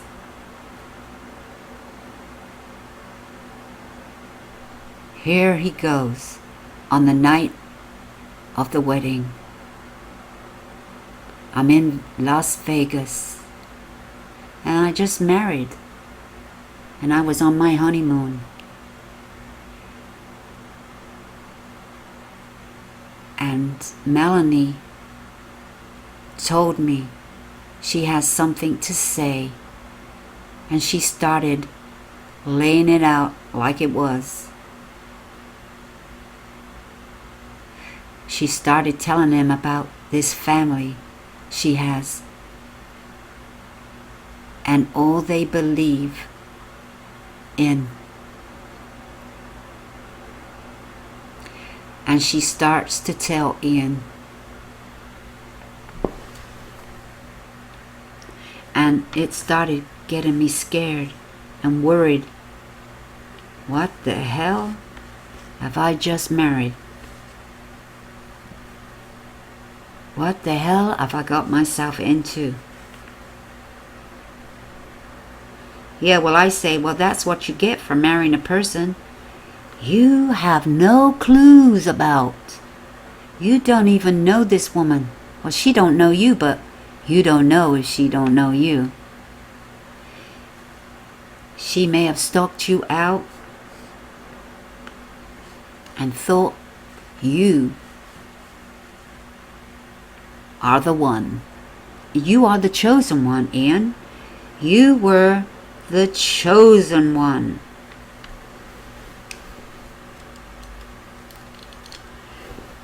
She starts to tell Ian,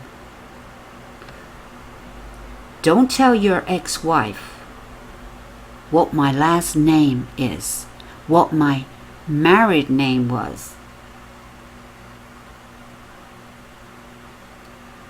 Don't tell Natalie.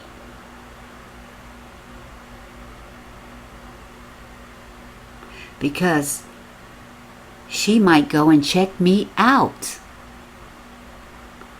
Like, I don't know, do a background check. Yeah, well, she might not have. But now she's going to. But anyway, like, well,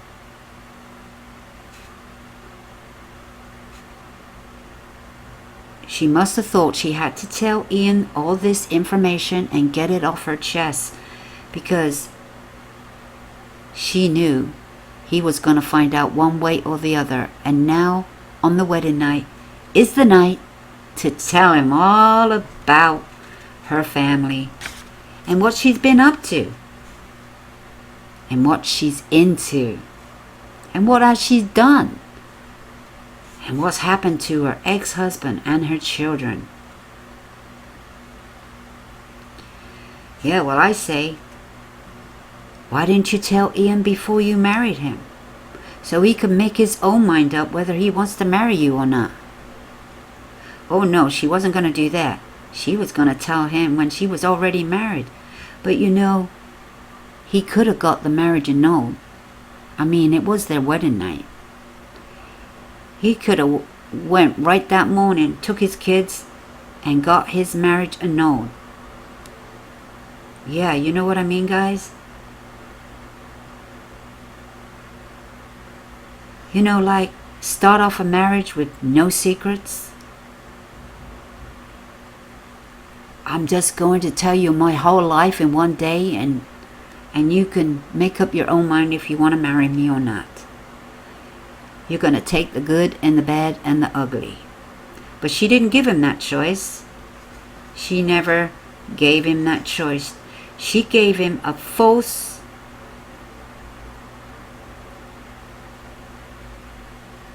view, a false Melanie. What he thought he knew, she turns out to be a different person. And he has just met the devil, more or less. Now, he knew about the child custody going on. You guaranteed he didn't know nothing about what was going on in her life before the wedding night. This is Ian saying it, so this is him. And I think at the time he was being very truthful, upfront, and scared for everyone involved, even his ex-wife, and especially his children, and maybe other family members. Like, what is this woman capable of doing? And he probably thought, is she for real? So he knows about the child custody. She tells him about the ex-husband. He was shot at, but she doesn't know who shot at him. That's what she says. And she tells him about her Aunt Laurie. And she obviously tells him, about the break-in at Brandon's father's home. Her famous arrest mugshot posts. The famous arrest mugshot. And now she has a record for criminal offense. In fact, Ian said he encouraged her to go to her child custody hearing. If you're listening to her interviews that she's done, she said they'd taken her kids away from her. In fact, at one point she said her 2 children are dead. Where did that come from? 2 of her children are dead. you see the craziness about it.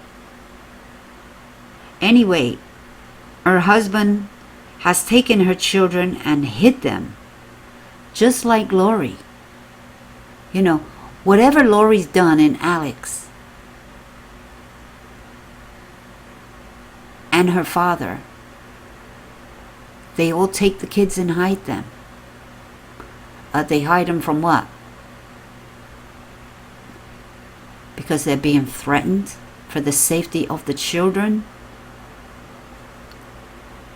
Well, at least Brandon, he didn't abandon his children because he knew she was cuckoo for Cocoa Pots. And he had just been shot at. And you know, his wife, his ex-wife, I don't think she cared. Because she wanted him gone, allegedly. Yeah, that's my opinion, and I'm sticking to it. I can have my opinion. You can't believe a word that comes out of this woman's mouth.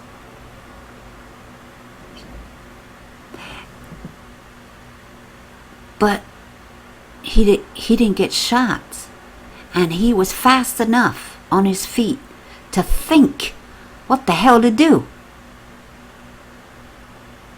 And he was fit. He was into fitness. He did marathons. He ran. He'd just been to the gym. And he was scared. But he didn't know it was a gunshot at first. I think he said something about, there you go, another pink gun. But he got a glimpse of the vehicle speeding away. And it was Charles Vallow's Jeep. But with one thing missing, the tire. The tire was missing at the back of the vehicle. But there is a photo of that Jeep in the area. How about that? But we want to know is how it got there and who was driving. Who was the getaway driver?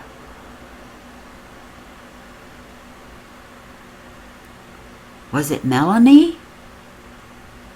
Was it Alex? Was it Chad or Lori? Who was in that Jeep? Do you think they could have used Tylee? Could she drive that fast and speed away? Would she do it? Could she do it?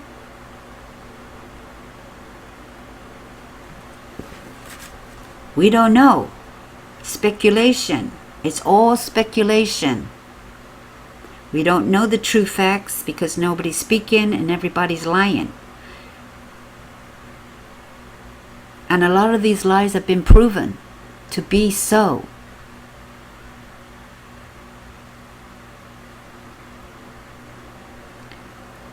We know Melanie and Alex were at Brandon's father's home. And they were on his land, breaking into his home. In fact, they were in the garage. And Brandon's father called the police, and you can hear him on the 911 call, if you have not already. He tells them who they are, because he knows who they are. He said, they're breaking into my home. I need the police here right now. Come, quick. Come, quick. And he's heard telling them to get off his land. Get off the land, and the police are coming. He warns them. He confronts them, actually, which he shouldn't have done. But he really didn't know how much danger he was in. Because you know what? He could have been shot at any time. But you see, the thing is, he was on the phone to the police faster than they could react. And maybe that saved his life. Because he had told the police, and he was on the phone, who they were. So they couldn't kidnap the children and take the children. Because the police were on the way. Because that could have that could have happened. If they could have got a hold of the father and silenced him very fast, this might have been a different outcome.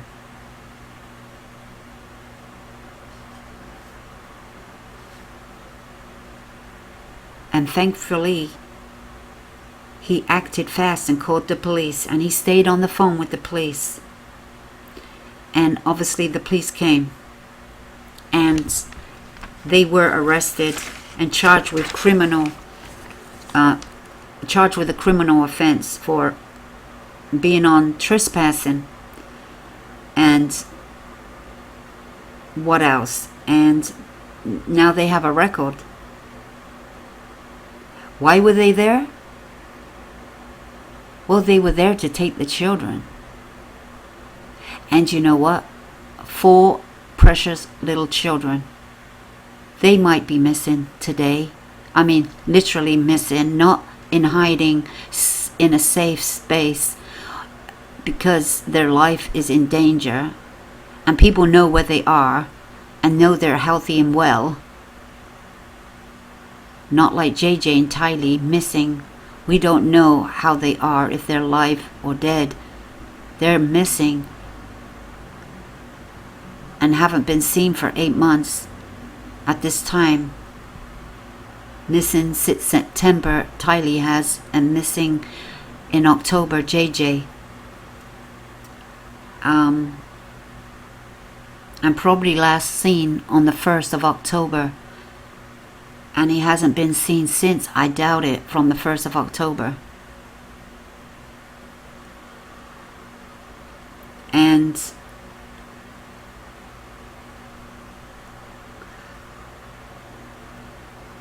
so the FBI were contacted. Well, first of all, before the FBI was contacted, we know the police, the FBI, whoever they were, had a search warrant, and they broke down Melanie's door to her home with a search warrant while she was in Arizona, and took computer stuff, anything that they thought that they needed to look into. And then she gets a phone call from the police saying, or she gets a phone call from somebody because she thinks that somebody's broken into her home. And, well, actually it was the police. And she blamed her ex-husband and the private investigator that they had broken into her home, because at this time she didn't think it was the police that broke into her home. The police were there, but she didn't think they're the ones that were doing it. And she blames Brandon for this. And then she goes on to say, well, what have they taken? Thank God I got my cash and my stash on me. You know, my stash. She's another one that carries her little stash of money. You know, I had to laugh at Nate when he was in Hawaii and Lori had a paper bag, and Nate asked her, hey, what's that stash in that paper bag? Well, Melanie had her stash probably in a paper bag as well. What a coincidence. Yeah, if you got any cash, nobody's gonna look in a paper bag. Well, you're wrong there, because people do look in a paper bag. I don't know, because they're nosy. They want to know what's in there. Like, I'll just tell you a funny story. Well, it's not funny, but my brother, you know, I'm from England and they're all in England. He loves to go, he's got a disability. He's a bit slow and stuff like that. And he's 50 years old now, or just a little bit over. And he used to, his entertainment was, he lived in London and had a little job there, and he's very happy. And he used to go to the airport and watch the planes, and he enjoyed that. It was an exciting day out for him. And he was sitting, I don't know where he was sitting, but he was sitting, you know, where people wait for their planes or whatever, or waiting for people to get off the planes. And there was a paper bag that somebody left. So he looked into it, right? Because my brother's like that. He'll make sure he looks at everything. No stone unturned with him. And he looks in it, and there's a bunch of money. A whole stashed load of money. And it's not a little bit of money. It was 7,000 pounds worth of money that somebody was taking on holiday. This was years, many years ago. So this money was a lot of money to be carrying around in a paper bag and put on a chair and left there by accident. Now, wouldn't you think that money would be in your bag? So my brother didn't hand it in because he see money and he kept it. Sorry to say. No, he kept it. Well, that's what he told me. And I was like, oh, Lordy. But anyway, because it was a lot of money. And I said, that poor person that just lost their money. But anyway, he did it, and can't do nothing about it. But so this money in a paper bag just reminded me of that story. So let's get back on track here. So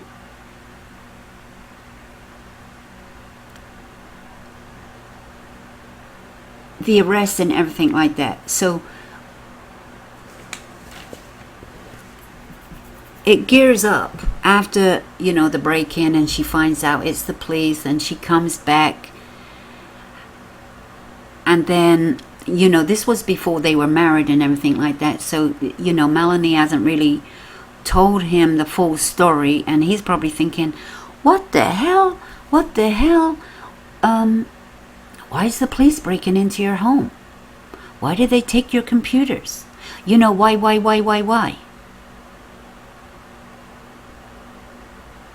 You know, because this is funny, because I just can't keep up with this story, because I get a little confused and mixed up. But when she really met him, because she lies. But this is, you know, Thanksgiving, and obviously, you know, they just got married or whatever. But at the time I was thinking they weren't married. But they must have just barely got married. And he's probably thinking, what the hell? The police don't know your house. What's going on? What's going on? But then, you know, because of all what he's told, he's worried. And he tells his wife, his ex-wife that is, Natalie, the ex-wife. I keep saying the wife, but you know what I mean. He writes or he emails. No, he tells his wife, but Natalie writes an email after she was told a lot of stuff that her ex-husband Ian has just told her. And he is scared and worried, and very worried about the children. And he cancels his visitation for that weekend. He's that scared. He cancels the visitation. And he has to tell her why. Because he is scared for his wife. And he is scared for his children, because she takes care of the children. Well done, Ian. Well done.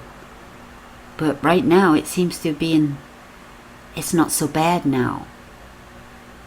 And now he's in a custody visitation battle.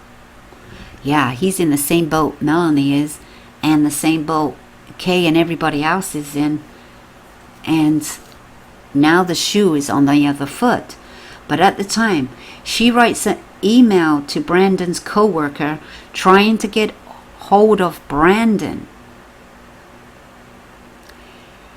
in the hopes of getting in touch and finding out some stuff. And she wants to talk to him real bad.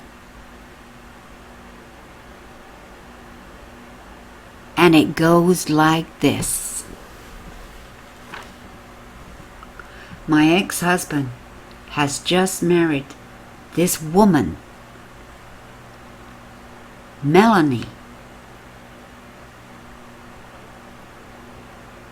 And my ex-husband is wrapped up in some crazy shit. Oh yeah.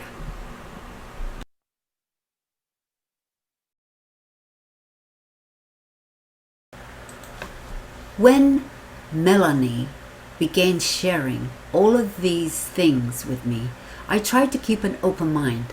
I only met her 4 days previous, but I felt very comfortable around her. I believe there is more to the gospel than what I have seen so far, but I've never thought it would sound like this.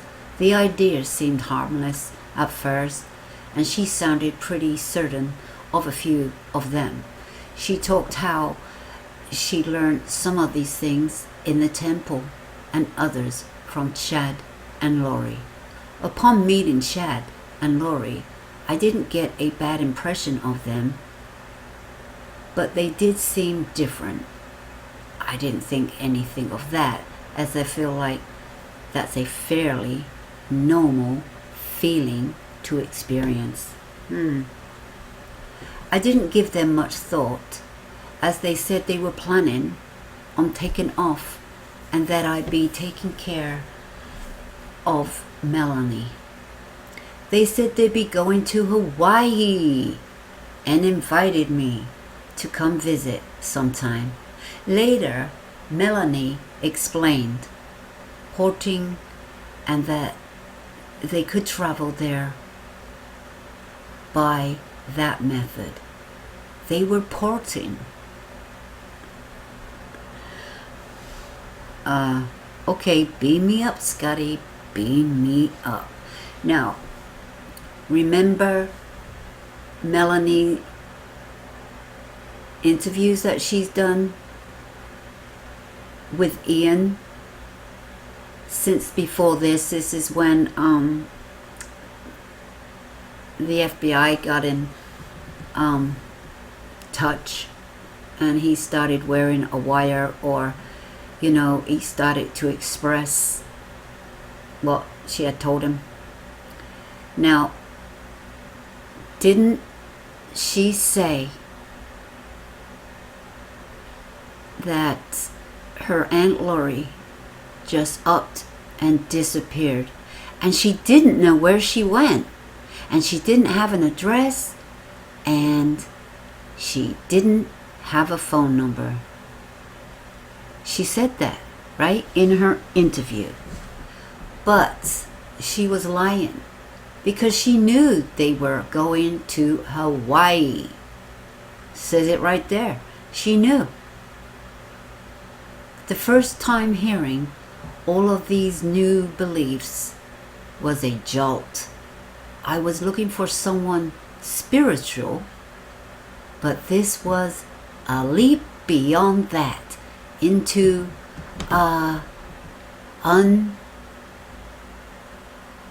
unseeming territory. I had fears and doubts, but I trusted Melanie and wanted to give her a fair chance. Okay. So I continued to listen and ask questions in hopes it would click for me. But it didn't.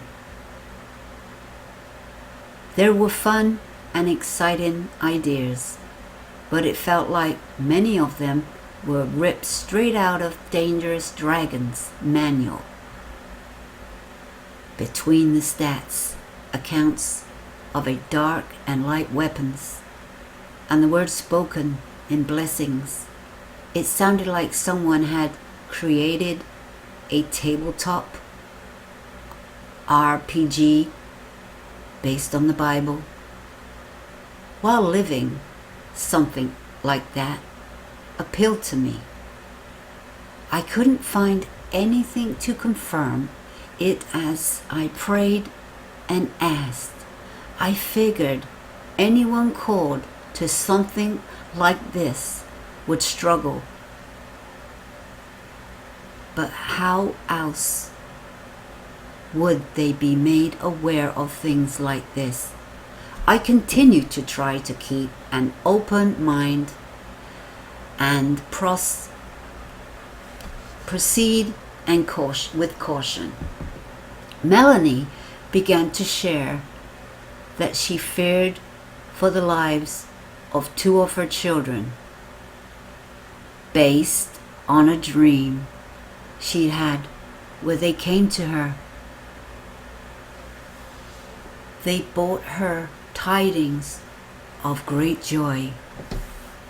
Her daughter thanked her for allowing her freedom to use her agency until the end. This concerned me and made my heart ache for her. I felt there was no way anything could have happened without people finding out.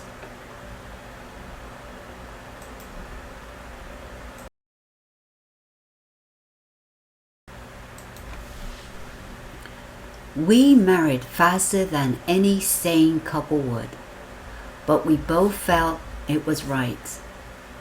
On our wedding night, she began to elaborate on the ideas she shared earlier about her children coming to her. She explained zombies and her fears about what Chad and Lori stated concerning the original spirits being caught in limbo until the body's death. She stated that Brandon had been possessed by a demon or another dark entity. Sometime after June of this year, which was 2019, she was told, either through revelation or by Chandler, that something would happen to him, that something needed to happen to him in order for his spirit to progress and for the Lord's plan to continue. She didn't take well to the idea of her husband dying as part of the Lord's plan, but didn't think action would be taken by anyone. She still loves Brandon and would never wish any ill on him. It just sounded to her like it would be something that happened on its own when it was time. This is where things started becoming concerning to me. Really? Hello?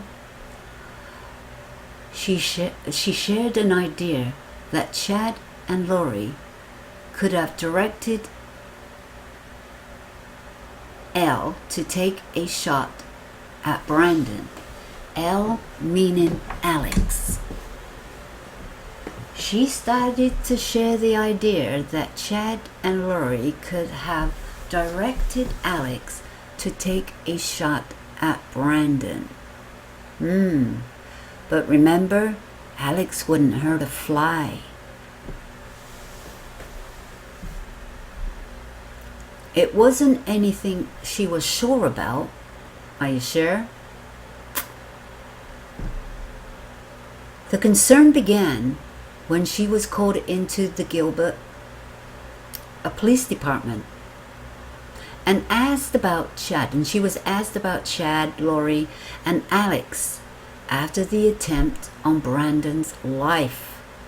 She later was given the impression that the bullet needed to move 5 inches so as not to hit Brandon intentionally. To me, it sounded like this was told to her by Chad. The decision moved to Chad and Lori's missing children. At the time, only JJ was counted as missing, and the Rexburg Police Department had conducted raids on Melanie's apartment along with Alex. She had been told by Chad and Lori that their children had been possessed and had become zombies. Oh, her children are possessed and become zombies. You know, Lordy. Now guys, if you're listening to this, you have to listen to the videos and listen to her statements, and then you can understand this.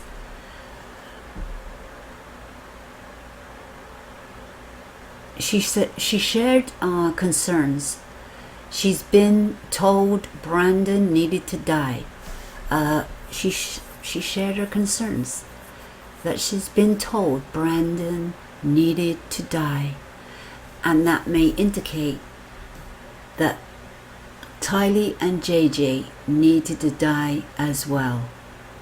She told me she was worried that Alex may have to take care of the kids. She explained that Alex had great faith and never wavered in his trust in the Lord. No task would be too difficult or great for him. When asked for clarification, she stated her concern. Well, there's more. At that point, I became severely worried. Oh, now Ian's becoming severely worried. He was very scared before on his wedding night. Very scared. And then he became worried, but now he's severely worried. But told myself, there's no way. No way. I just got married into the situation. So sinister. I spent the next 2 days trying to justify my actions and reassure myself that everything was fine. Oh Lord. But I couldn't get to that point. He couldn't get to that point. My ex-wife Natalie had been asking for Melina's name, so she had to check her out on social media and get an idea of who she is. But remember, Melanie had been adamant that I not share her full name with anyone for fear that Brandon may locate and harass her. Oh yeah, he was looking for you, all right. He was running from you. I couldn't justify that and eventually gave Natalie her full name. Good old Ian. Good old Ian. Well, you see, he was in his right mind then. He was in his right mind. But you listen to him lately in those interviews, he don't say too much. On Tuesday, December the 2nd, I got a call from my mother. She'd just gotten off the phone with Natalie. When we divorced, Natalie made a point to cut herself off from my entire family and hadn't spoken to any of them for the last 8 months. She had made little contact with me as possible but hadn't been unkind since the initial conflict of the divorce. My mother told me she just received a video call from Natalie. Natalie was terrified. She'd managed to reach Brandon through his business and heard his side of things. She'd been told Melanie was in a cult and that she had tried to have him killed. While I didn't and still don't believe she had anything to do with this, with his attempted murder, I was still terrified at the possibility. The next morning on the way to work, Natalie called and we were discussing how to handle this in order to keep our kids safe. She told me she'd been going in to meet with the police, and I told her I will go along and lay out everything I understand. I saw two possibilities. The first was that Melanie isn't who I thought she was.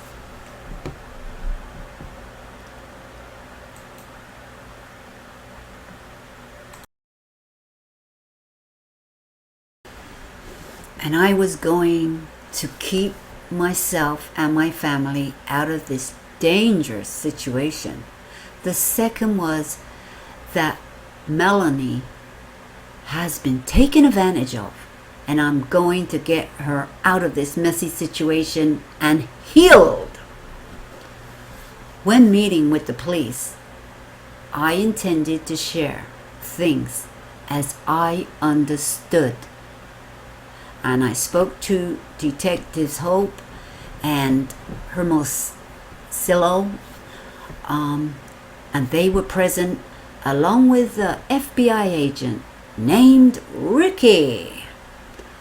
I've since shared all of my concerns with Melena and have gotten clarification on some of them, with the ideas that Chet and Laurie and Alex may have planned the shooting of Brandon, and that Tylee and JJ may be in serious danger if Melanie's fears have any validity.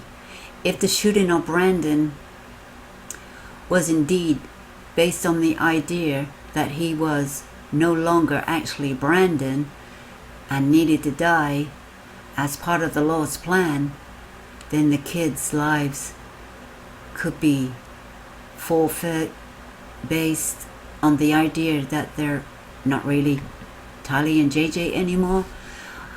I shared that Melanie had concerns about participating in the shooting and was against anyone trying to hurt him. She couldn't see them doing these things, but she also knew they would follow the Lord's will as they saw it. I shared ideas about earthquakes being prepared in the SLC and that it was delivered, and there would be a time when quakes hit that many possessions would occur. They're due to high number of injured there would be.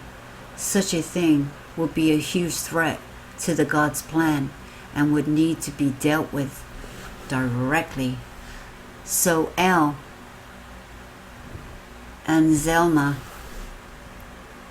had stayed in Las Vegas and were preparing earthquakes. See, even Alex and both of them are in on it. Well, if you ask me, I don't know about Alex's wife. Well, they're all in on it. They're all in on it. And, well, they stayed in Vegas and they were preparing for earthquakes. yeah, you go to the right place for earthquakes. You know, California, all over that way, they have earthquakes. Utah, Idaho, yeah, they all have earthquakes. I don't know if you have to be a mind reader or, you know, psychic to know that. And anyone can come at any time, just like, you know, tornadoes in the summer. At the time I spoke with the police, I shared concerns for the safety of my kids and Natalie. I offered to help in any way I could. I then allowed them to pull data from my phone. I met with them again the following afternoon and restated that I knew for a few other detectives, Lieutenant Bull and another FBI agent named Travis. They shared some mild concern about me possibly spying for Chad and Lori. Yeah, he's the spy. Oh, he had to convince the FBI that he wasn't a spy. I explained that I was there because I was concerned primarily for the safety of my kids and that I wanted to get Melina out of this if possible. They gave me a recording device that looked like a thumb drive on a keychain. My plan was to record everything I thought I could help locate Tylee and JJ, locate Chad and Lori, and understand what happened when Brandon was shot at. If I thought Chad and Lori were going to be calling, I turned on the recorder and just let it run until they've hung up. I don't feel that anything substantial was recorded, as Chad and Lori never talked about the kids or their location. Most of the conversation consisted of everyone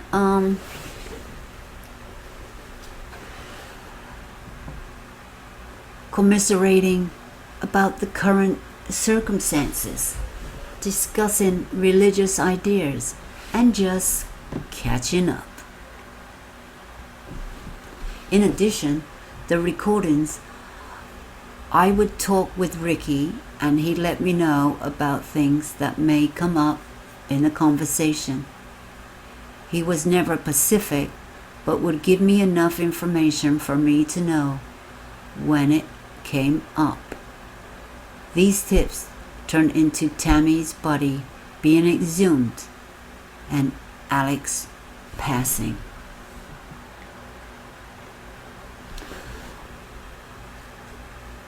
On the 12th month, 2019, detective contacted me and told me they had another warrant for Alex's apartment next door. Well, Alex gets around. How many apartments he's got? He asked if I'd give them the code to the garage so they would have to break the door in. I shared the code. I didn't see any reason not to.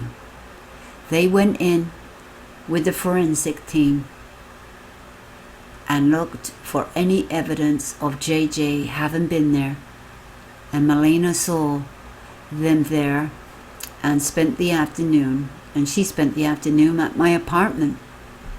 That night, I went into the apartment and looked around to see what they had been doing or if they had taken anything. I also wanted to see the warrants to understand what they'd been looking for. After looking around, I went to see Melina. At my apartment, I finally broke down and told her that I'd spoken with the police and that I don't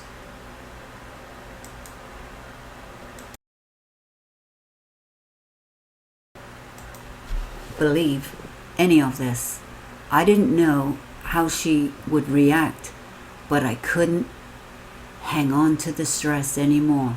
Of course, she was hurt. Her feelings were betrayed.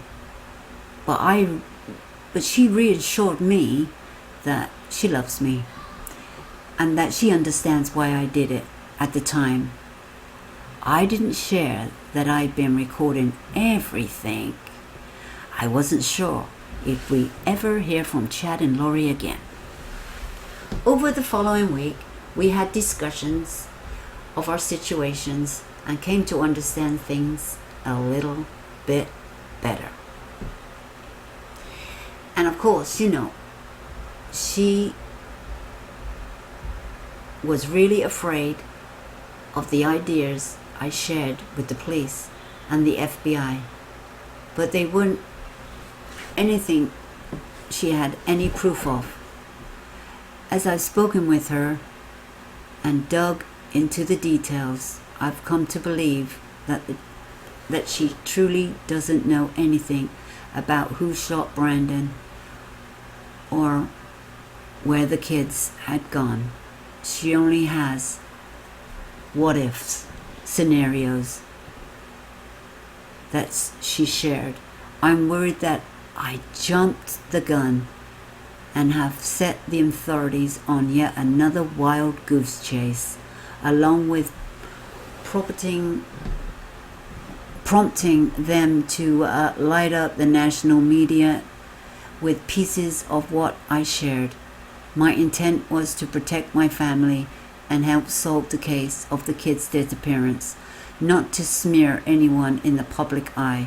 I certainly don't want to give Brandon any ammo to hurt Melanie any more than he already has. See? He's turned. She's got him. He's brainwashed. I still have my doubts. Primarily, why not turn the police first instead of disappearing if you claim your life is in danger? So he's getting at Brandon now. Why leave your innocent niece here to clean up the mess and encourage her not to cooperate with the authorities? Why encourage her not to fight for her kids? Her ex-husband now has temporary sole custody as a result. Why not simply provide proof that the kids are okay and put an end to this insanity? Isn't it odd that the two detectives assigned to your case happen to be two of the Kane's dark 50?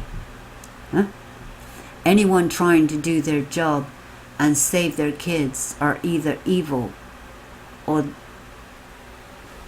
deceived. Your kids are missing, and it doesn't come up once during a handful of lengthy conversations. Yeah, Laurie and Chad. There are so many more that I don't ever want to have anything to do with those two after this. Melanie has been put through the ringer because of this persona, and now is in the hot seat because I went to the police and tried to help. I know she's done nothing wrong, and I want her free from this. I no longer openly cooperate with the police or the FBI, but I will through a lawyer. My final straw was when I received a call on Friday from Ricky, the detective, the FBI, whatever he is, and where he threatened charges of lying to a federal office and or being an accessory in the disappearance of Tylee and JJ because Melina couldn't clearly answer questions about the religious aspects of the investigation. After I shared my doubts with her, her world shattered. She couldn't answer those questions because she doesn't know what she believes about these things anymore. There was so much information dumped on her by Chad and Lori that she can't remember what she learned from them, from the podcasts she listened to, or on her own. A 20-year-old veteran FBI agent throwing a hissy fit after one shaky interview tells me all I need to know about how I want to handle this. She didn't trust authorities because of how poorly the AF treated her when she went to pick up her kids for the court order in hand. Oh, how the tide's turned. How it's turned. Now she's gone in a fog. She can't remember nothing. You know, Ian's scared to death. He's told her all this, remember, earlier on. It's all documented. It's on his computer. And it's all documented. You can't erase it. You can change your mind and you can start lying. You don't know where they are, but Lori and Chad were in Hawaii. You already said they were. How did you know they were in Hawaii then? When obviously Melanie didn't know where they had gone or nothing. She couldn't get a hold of them. So it doesn't really matter. You scared your wife, ex-wife, to death. It's not a coincidence that this is happening. And that's it. And now you're going to have your day in court. Somebody's going to have their day in court. When these kids are found, either way, you're all coming to court. You'll all be in the courtroom, being somebody's witness.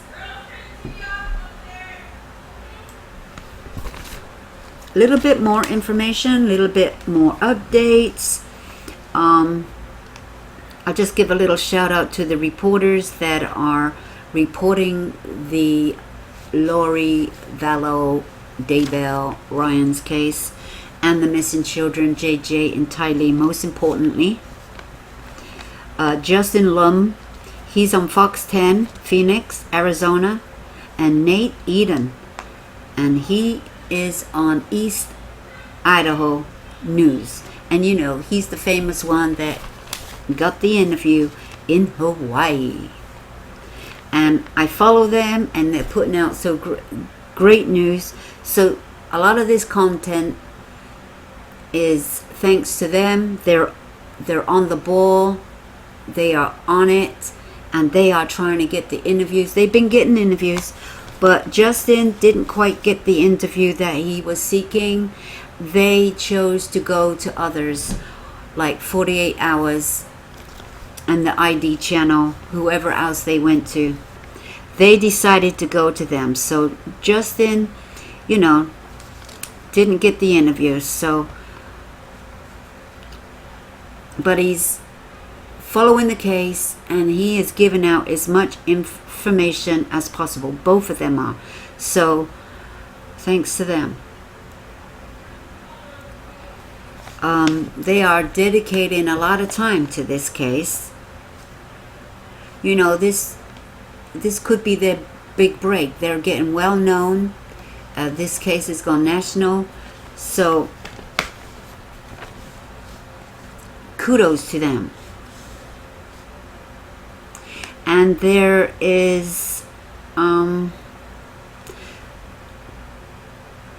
I'm putting in this video, and it's about 20 minutes. One video is about 22 minutes long, and the other video is about 11 minutes long. And this is of Charles Vallow. And this happened to be in Gilbert at the home when Lori locked him out. And that happened on the January the 31st, 2019.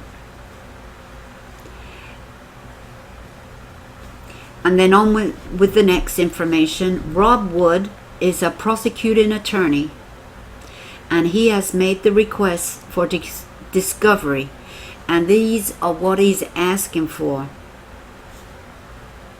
all books, papers, docs, and photos in control of Lori Vallow. If defense tends to use them in her trial. Also asks for physical, mental exam results in control of the defendant, which will introduce as evidence or prepared by a witness whose defense could call to the stand. Rob Wood wants a list of names of witnesses defense who intend to bring into the trial. So he wants all that. Also, Lori Vallow has 14 days to notify the state of the issue of a mental condition will be raised if so information and contacts of expert witnesses regarding such evidence must be provided. Request for recovery officially sent to Vallow, to be sent to Vallow's attorney, Mark Means. And that's Mark Means at the time. He's representing her, and well, we'll see how long he lasts, because I don't know if he is quite ready for this trial unless he gets some help with real professionals. Well, you know, some lawyers only can work in a certain field, and he's not a trial lawyer, and they're saying trial. You know, the attorney is saying trial. Well, I don't know how that works, but anyway, just saying that. And that just a little bit more information about Alex Cox. On the 12th of the 6th, which is the 6th of December 2019, he was complaining on burning in the chest, and then he died in the bathroom on December the 12th, 2019. And Zulema's son, he didn't even know who he was. Well, he knew who he was, but he said, "It's my mom's boyfriend." Yeah. They didn't even have the decency to come back from their honeymoon and tell the kid, "Hey, we just got married. What's the big secret? Everything's a secret." I don't know if her son is, you know, in on this or involved in this or knows anything about this. He doesn't, you know, I believe he doesn't even know his mother, because she has been with Lori and Chad. She's been into this cult-like religious stuff for a long time. That's why Alex married her. They were paired up together. Now, I don't know about her son. Maybe he's one lucky son, and maybe he should get away from his mother. I'm just saying. And who really knows what happened to Alex? Yeah, he might have died with that, but he might have had a little help. And who knows? He may have gave himself a little help. And because of the pending charges. And don't forget, guys, that Charles Vallow's case is open and being investigated. They say Joseph Ryan's case is getting looked into. Some say it's not, but I bet you it's getting a little look at. Paperwork. You see what happened in the court. For the reasons why they just want to see a paper trail. The behavior back then. And it's continued. She hasn't just changed overnight. She's got worse as she's gone on, and she's using the same ammo. So it's a pattern. So they're looking for a pattern. And so, of course, we know they're looking into Tammy's death, and I don't know when the autopsy is going to be ready. If it's ready, they're keeping it quiet. But they've already done Alex's autopsy and said that he died of blood clots and all this and the other, but that might well be.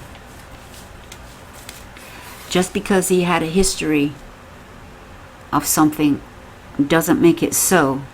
And you can get some help with some things to help that along the way. And with Alex, with all that stress on him, I'm sure he had a lot of stress because he's right in the mix of it.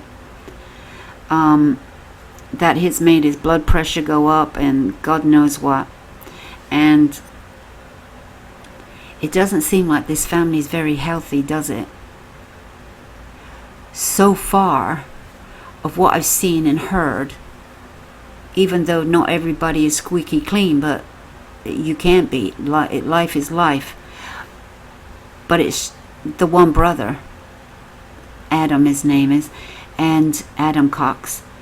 And he seems to be, at this time, the only sane one in the bunch, out of the Brady bunch here. So, but I could be wrong. You never know. And, you know, the deaths of the other children, Stacy, who knows what happened there. Yeah, she was sick, but what did happen? We'd like to know. And the little 6-week-old baby, I know it's a long time ago, but Alex was there then. I don't know. And the father, Barry,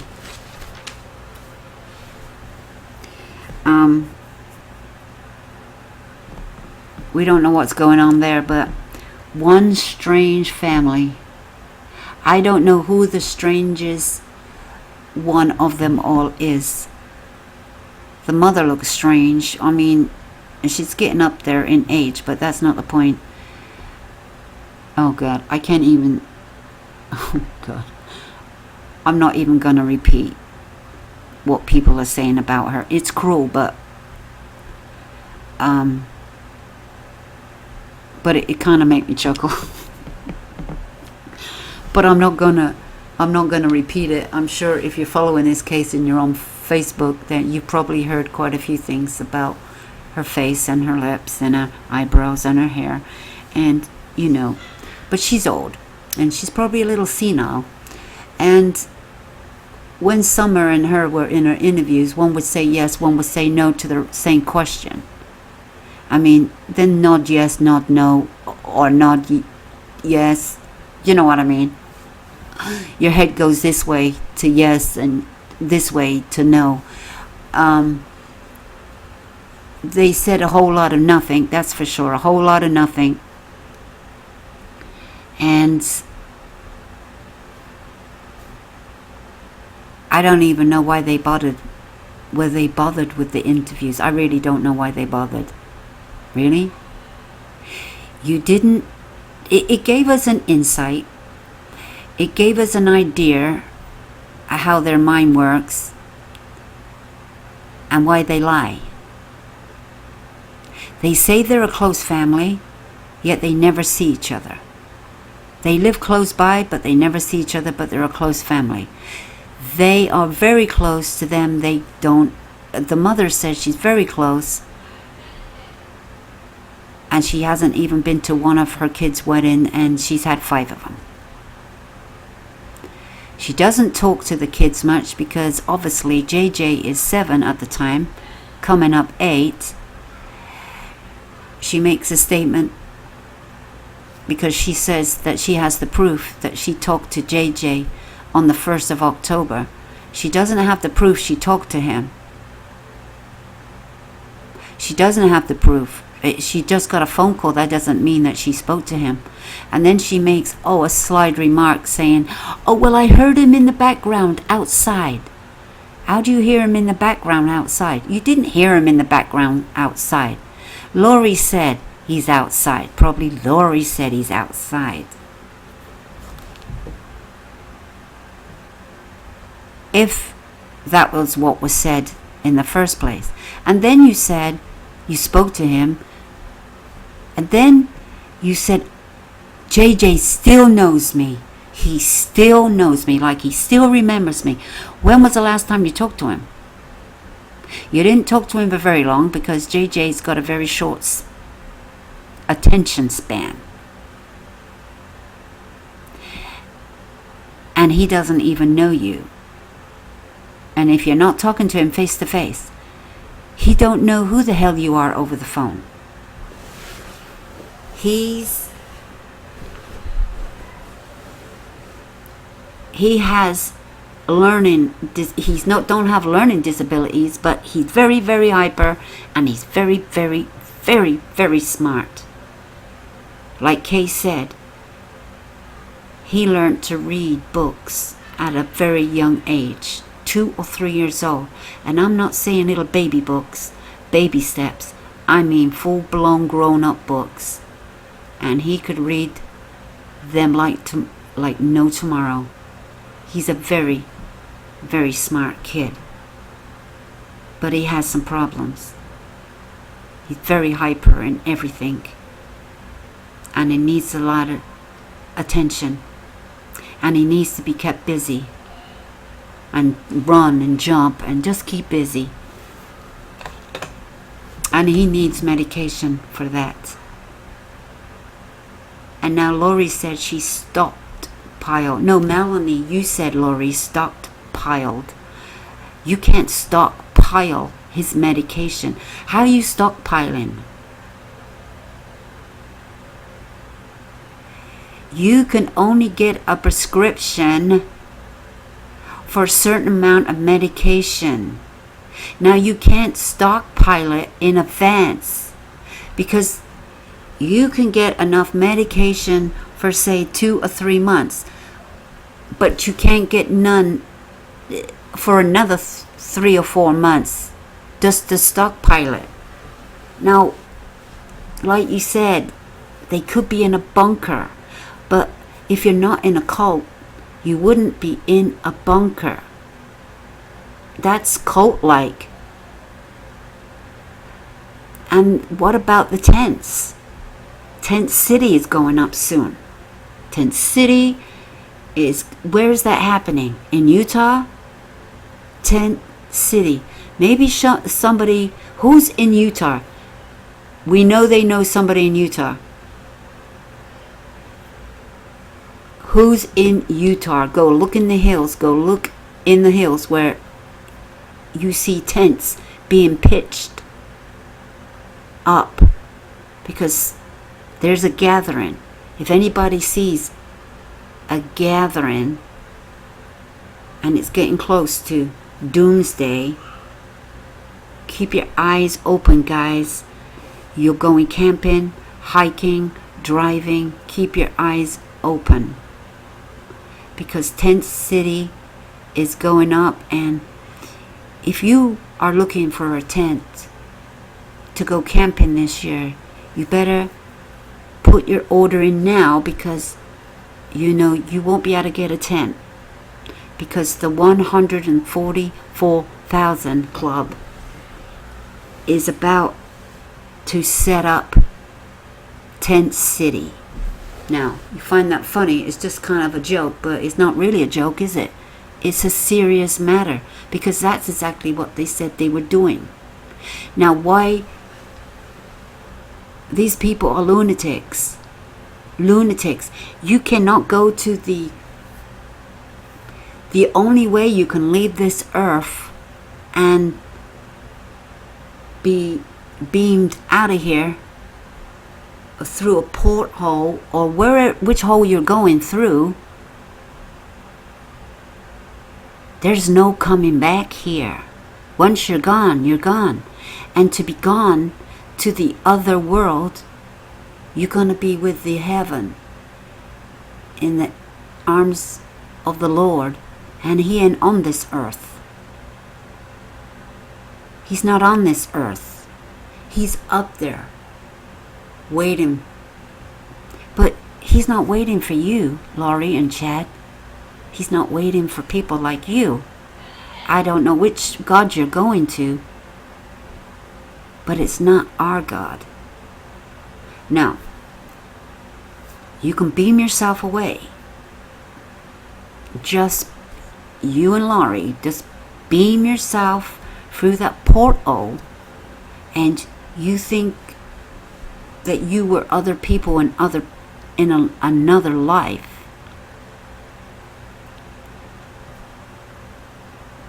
Yeah, I've heard that there's children that believe they were somebody else in another life. Yeah, I've heard that. But they sounded quite sane when they said it. They weren't trying to build a cult.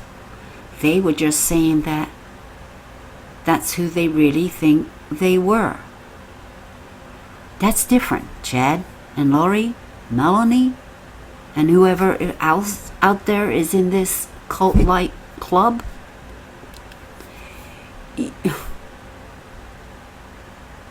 We have to keep talking about this, because this is strange, because anybody that's weak or believe in stuff can really believe and end up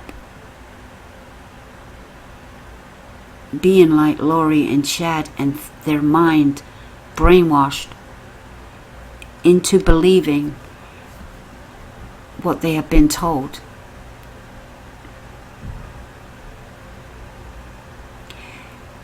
And this does not make them very nice people. Now, Chad's daughter doesn't look very smart to me. She's probably brainwashed too. Now, I don't know if she's going with her father on the 22nd of July, 2020. I don't know if any of his kids are planning on going, with them.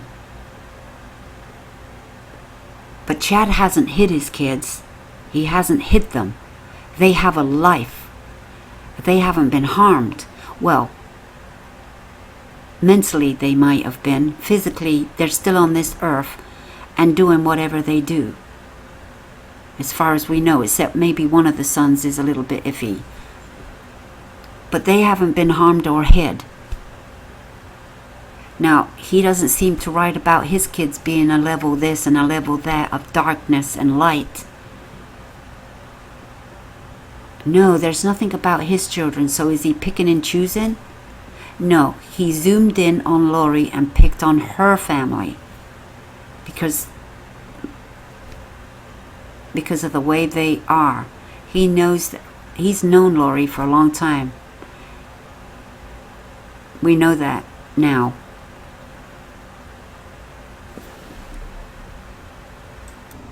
Well, thank you guys for stopping by, and I'm sorry this video was a little long, but you don't have to watch it all at once.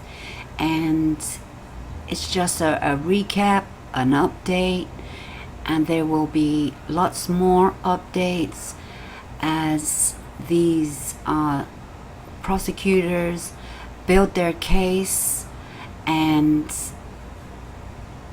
file their motions for discovery.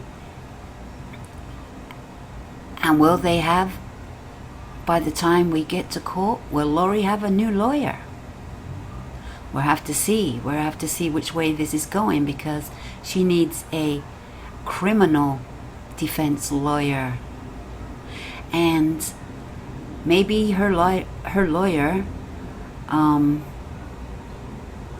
may come up with someone. We'll have to wait and see. So thank you guys for stopping by, and don't forget to like and sub to my channel for further updates on this case and other case, especially the missing. There's a lot of people missing. There's a lot of new cases in the news.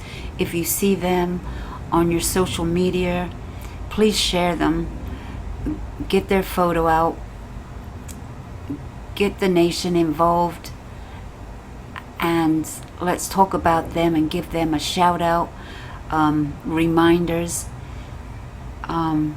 There are missing people that have come home and been reunited. There's always hope. So please do that.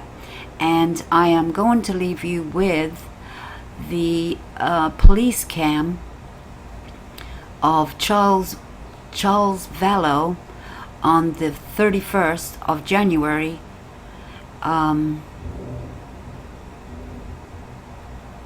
When he came home to the airport and his truck was gone and his money was stolen out of his account, and this is his business account. He was worried about he could not pay his workers payroll, and she locked him out of the home. When he got home, he had to get a friend or somebody to pick him up from the airport, and then he called the police, and then he kicked in his door to get in, and apparently Lori had just gone and took the money. I think they were staying at a hotel. All these games she would play. Now, I don't know what Charles was thinking, what the hell is going on, but we know what he's thinking. She's goddamn lost her mind, talking about zombies and all kinds of crazy. And I don't even know if the police believed him or not. But they really didn't do much about it and made him look like the bad guy in the end. No, Lori made them, you know, look at her like she's the same one and he's the crazy one. But you know, as we know, we have more evidence on that and the paper trail. And it's just not one person saying it. It's several people with concerns and the violence and everything. And people say that Charles never had, well, they never see it anyway. But you know, a person could be driven to, like, you're making me go on insane myself. How much longer can I put up with this? How much longer do the kids need to put up with it and live like this madness? And he's probably afraid to leave JJ alone with her anymore. But you know how it goes. That's what happened. So here are the videos. There's 2 videos, and they are long. One is like 22 minutes and one is like 11 minutes. But you know, you can watch them or you don't have to. But it will give you an insight of how Charles was thinking and what he was going through and what he had to put up with, and talking to the cops. And really, I don't think they give a crap. You know what I mean? But I bet you they give a crap now, because they better take their job seriously. And when somebody cries out and says something's not right, you better start listening. And I believe that police need to go into more training on cult-like people like Lori and that. When you say they're in a cult-like, and zombies and all that, you better take them seriously, because they're well, I would say they're mentally ill or brainwashed into a religion that is not, it's not normal. It's not normal behavior, and they need to seek help for these people and be aware of the children, because now there are 2 missing children called Tylee, Ryan, and Joshua, who is JJ, missing for 8 months. And this is how it began. Those 2 missing children. And look at the story behind it. Look where we are today. And I'll see you in the comments.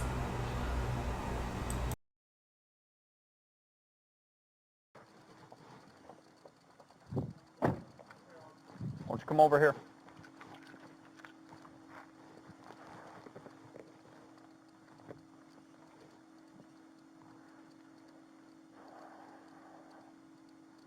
So what's going on tonight? I can't get in touch with my kids. How old are your kids? 6.5 and 16. Okay. How long have you been trying? 2 days. Okay. But she's lost her mind. I don't know how else to say it. We're LDS. She thinks she's a resurrected being and a God, and remember the 144,000. Jesus is coming next year. She took all the money out of her bank account today. My truck is gone from the airport. She went to the airport and got it. I just flew in from Dallas. Houston and Dallas. So, Where's your truck? I don't know. Okay. A friend of mine's truck picked me up. I went to the CSI to file a report, which is the community bridges or something, to file a report. So you did the petition? Yeah, they ordered a pickup. Okay. What time did you do that? Hour and a half ago. Okay. So what makes her a danger to herself and to others? She threatened me, murder me, kill me. She threatened to murder you? Yes. And she said, How did she do that? My bishop right there is in the car. He was on the phone with me today when she said, I will have you destroyed, is what she said there. Okay, that's not a threat to kill you. Yesterday was a threat to kill me. Okay. What did she say yesterday? She said, you're not Charles. I don't know who you are, what you did with Charles, but I can murder you now with my powers. Okay. Okay? All right. Says I'm gonna kill you too. Yesterday was So she's speaking as a spiritual being. She's not here. She's lost her reality. Is this just all recent, or has it been going on? It's been going on for about 4 or 5 years. It's gotten really, really bad lately. She goes to the temple every day and speaks with Moroni and Jesus Christ, and they tell her what to do. And now she came to her today, and last couple of days she says, I'm not Charles. You're not Charles. You're Nick Schneider. I don't know where she gets his names from. She got all this stuff from these people in Utah who tell her how many past lives she's had and probation she's had. And she's was married to Moroni way back when, and she was also married to James the Just. And Okay, this is all foreign to me. So it's foreign to me. Well, I'm not LDS. It's crazy stuff. I know you're using LDS terms here. I know, but it's just she's nonsensical. Okay. And I haven't seen my. Is he the older one or the younger one? He's young. He's 6.5 years old. Okay. Okay. I want to do this now. You've got a pickup order. Am I correct? We do. Okay. If she doesn't answer, what do we do? If she Can doesn't I answer, break we into my can't house? we can't enforce the order. Can I break into my house? Do you live here? Yes, I do. Okay. My lease. I pay the lease. Do you guys have any orders of protections against you? No, we do not. So, no police reports? No, nothing. Okay. So how does she pose a threat to your children? I don't know what she's going to do with them. I don't know if she's going to flee with them. She's going to hurt them. You don't even know if she's here, right? Today on the phone. I can't. All the cars the garage is closed. I don't know. She locked the garage door. I know. I haven't been up there yet. I know. But hold on. Sorry. What I'm saying is, do you normally park 2 vehicles in the garage, inside the garage? Correct. Okay. So it's a possibility that her car and your truck are inside there? I don't think she could fit my truck and her car at the same time. She may put them somewhere else. She said to me, all your stuff is gone. Charles' stuff is gone. Okay. You're not Charles, your stuff is gone. I don't know what that means. And how long have you been trying to get in touch with the kids? Since yesterday. Since yesterday. like last night or yesterday morning? Or? About, landed in Houston Tuesday about 10. Okay. Why did you leave? Business trip in Houston. Okay. And when did you leave? Tuesday morning about 5 a.m. Okay. Tuesday. All right. Wow. It's Wednesday night. so you left yesterday. Yeah. You left yesterday morning. Mm-hmm. Flew to Houston. Flew back today. Tonight. Tonight. Yeah. She canceled my flight. She came to the airport, took my truck. Did she tell you that? No, she knows the code. She knows where it's parked. She wouldn't. Did she go with you to the airport? No, but I go to the airport. I fly 45 round trips a year. She knows where I park. I've got handicap plates because JJ's handicapped. Uh-huh. So, Did you file a stolen no, vehicle I report didn't. with Phoenix? I know she took it. How do you know? You suspect? I suspect. Okay. I suspect. All right. I know your term. So, Okay. yeah. But Without concrete evidence, we no can't say I for sure. suspect. Okay. And she has the keys, the code. It's a Ford. The door code. Door code. And I just want to see my boys okay. And she's got a pickup order. I need to go. She needs to go, and I'm going to take my son. So you normally live here? Yeah, oh yeah, I live here. Okay. Yeah, all my stuff's in my house. Okay. We got a service dog in there, beautiful dog. My daughter's in the front window right there. So let me ask you this. When you came back, why didn't you just go to the home? Because she told me not to come near it. All my stuff is gone. Okay. I'm not stupid. She could have done anything. Okay. I thought this would be the best way to do it. With what she's gone through and what Gabe witnessed with me on the phone today, I thought it was best to have her. She's psychologically, she's gone. Something's happened to her. How old is she? 30, 45. 45. Beautiful So, woman, so if we talk to her, is she going to be able to have a rational conversation with us? Oh, she will. I'm sure she will. Okay. Yeah, she's just. You She'll never know probably what she's tell gonna me do. I'm crazy, huh? Is that what you suspect? Probably. But Okay. you're a dark spirit. That's what she's going to tell you. Okay. Okay, I'm a dark spirit. Gabe's with me. He's our bishop. He's going to be a dark spirit. Whatever that means. Okay, you're evil. And you said this has been going on for like 4 years? Well, it's to an extent, but it's gotten really bad the last several months. And I've been trying to ignore it because hoping it'll get better. Is she on any medications? No. No? She won't do medications. Okay. Has she been to a doctor? No, she won't go to the doctor because she's a translated being, and they would find out she's translated. She cannot be killed. She cannot die. And that's what she thinks? Yes. Okay. She And said she's that. been telling you that? Yes, and Gabe too. Okay. He heard this, not just me. This isn't coming. I love her to death. This is killing me, officer. Oh, I can understand. Our 13th anniversary is next month. We've been at a great marriage. All of a sudden, the last month it just blew up. Mm-hmm. She just lost connection. Okay. So has she made any statements about wanting to hurt the children or anything? Today she said with Gabe on the phone, come take the kids. I don't care what happens to them. Come take them. Okay, but she didn't make a direct threat towards the kids. No, not a direct threat. Okay. And then she said that she would murder you through a spiritual... No, she said, I can murder you. I can murder you. And she's talking in a spirit... I will kill you. Spiritual... No, she's talking physically. I will kill you because you're not Charles, and nobody will care. Okay. So she at this point doesn't think you are her husband? She thinks I'm Mick Schneider. Who's Mick Schneider? I have no idea. Okay. It's the name she used. I don't know where it came from. Okay. I'm just like, I'm as bewildered as you are. This is so foreign to me. Normal people, as far as I'm concerned, but this happens. It just drives me. I don't know what to do. I need help, and she needs help. She needs help, and I'll go to bed. I got a lot of stuff to do tomorrow. I got to take my son to And school. you just didn't want to go inside because of the statements that she made? She took my car and I suspect she took my car and my keys. I have no keys to get in. Oh, okay. No garage door opener. Okay. She knows what she's doing. She took $35,000 out of our bank account today. I can't make payroll Friday for my company. She changed our bank account numbers. I had to change it myself to get back in, and I saw all the money's gone. I've got $7 in my name. So, what's your first name again? Charles. Charles lives here with his wife and 2 children. Charles was away on There's a business. third nephew upstairs. His name is Zach. He's 19. He's our nephew. He can stay with us. Have you tried to call him? Yeah, he won't call me back either. Why won't he call you I back? don't know. Okay. That's what I'm worried about. I hope they're okay, but I don't know. It's valid. All right. So, his question is, he lives here, there's no orders against either one of them. If we can't make contact, If he wants to let us in, now we're doing a 670 check. get in. I can have to break a window. I can try to.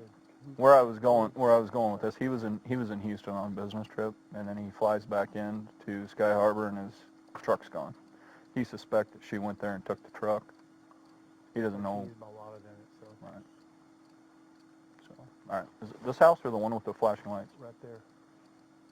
On the side of the road. Oh, where those palm trees are? And I can try the key code on the garage. I don't know if they changed it or not. I think I know the code. We just moved in January 1st. And Gabe Bonilla here lives right down the corner. He will tell you if he was on the phone with her today with me.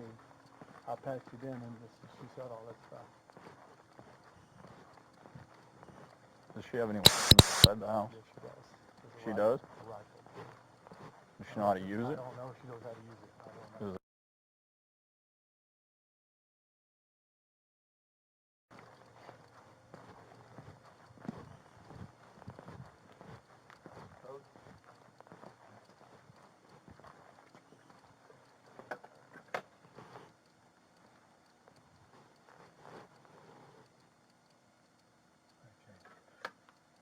You have to have star power.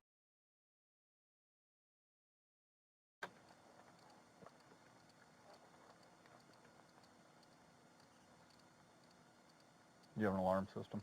No. Oh, they changed it.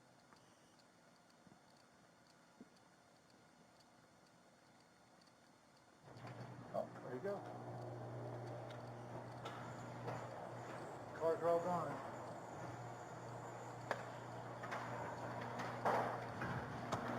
She is gone. I don't know where my kids are.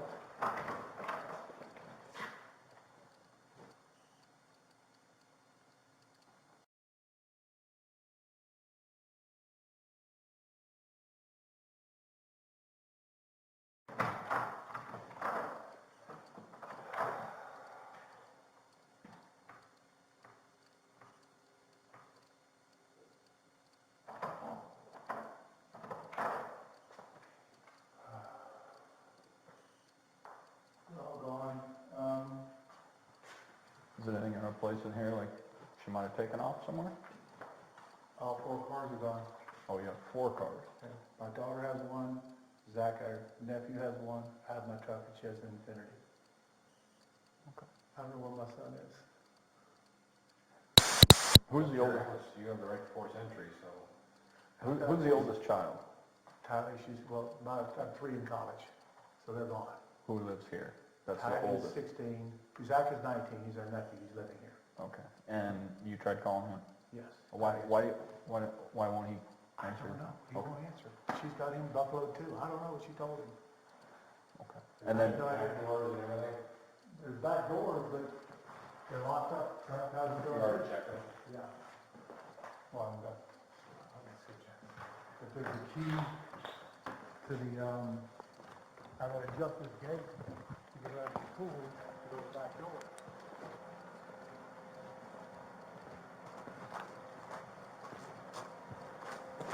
I don't know what I do if you drop out and stole it, all report of my truck. yeah, you'll have to call, it was at Sky Harbor, right? You'll have to call Phoenix Police and they'll get all your information.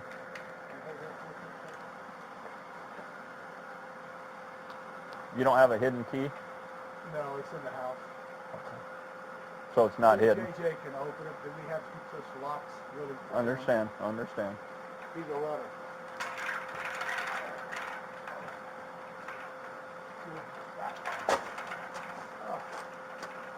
So the dog's gone too? Honestly, he'd be barking. He doesn't bark much. He's a service dog. Very well trained, but he would be barking. They wouldn't leave him here. He's a part of the family. So I'm going to go try the back door. I may break the window. Is that okay? It's up to you if you want to break the window. If I was going to break something, I'd probably break your garage door. Because you can still secure your garage once your window's broken. Just check the windows and if it's not locked, come back. Or if it's locked, come back.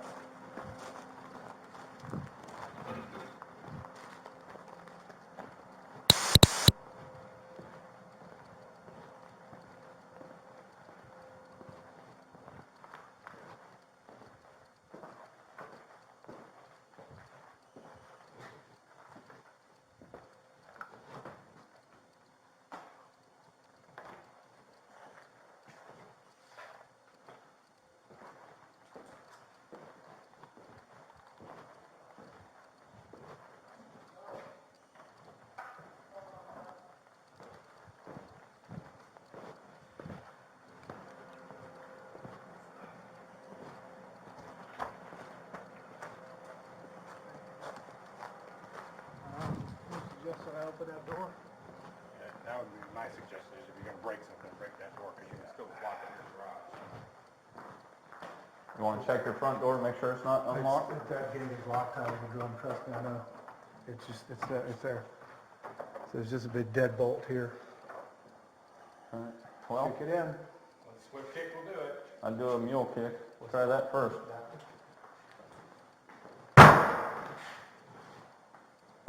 You got to get closer to the...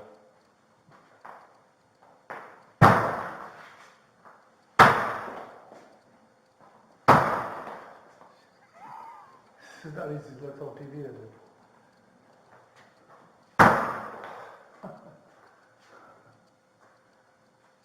Oh, at least the deadbolt works. I'm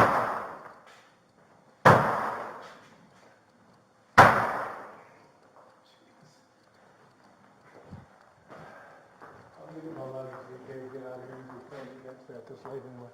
Gabe, come on over. Going up.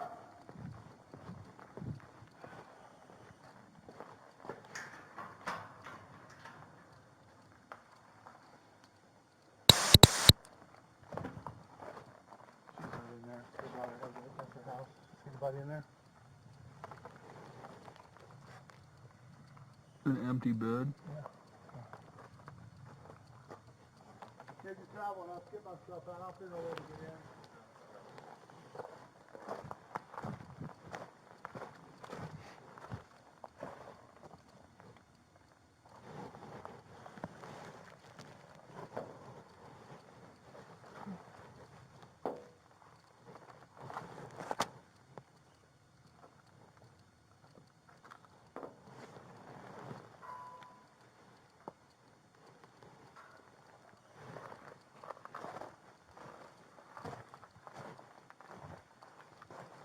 You don't have a dog door?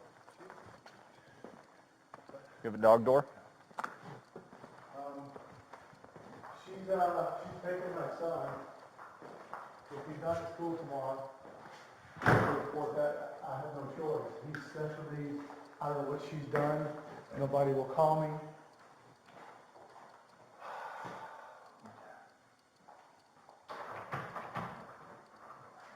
You have any tools? You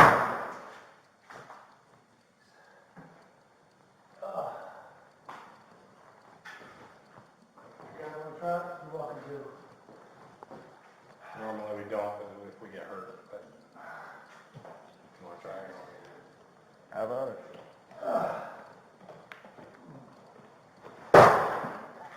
You're almost ready.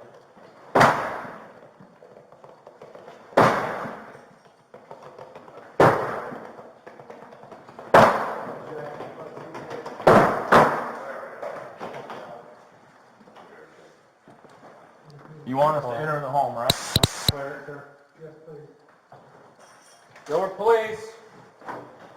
Anybody in the house?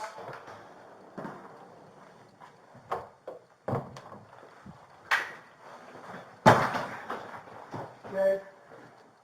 Thank you, man. Police department. Right there.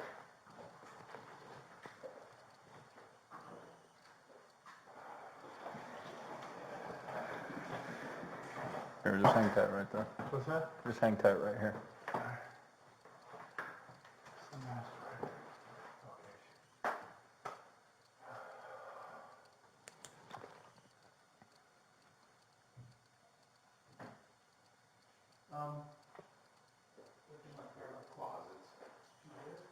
There's a bunch of empty shelving.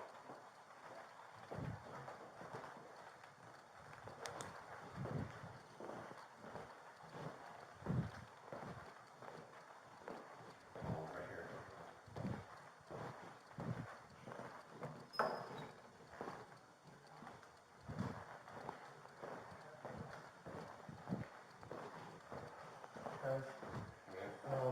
What happened Hang with tight. Hang tight. Call up this. JJ's bedroom? Hold on. You know he's out here.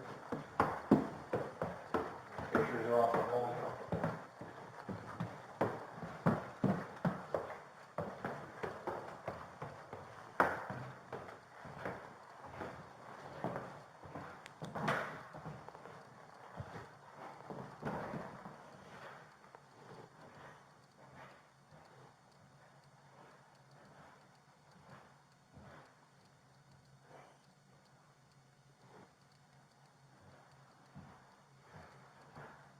Is this room clear? Does it go through? It just goes through right and go in there though.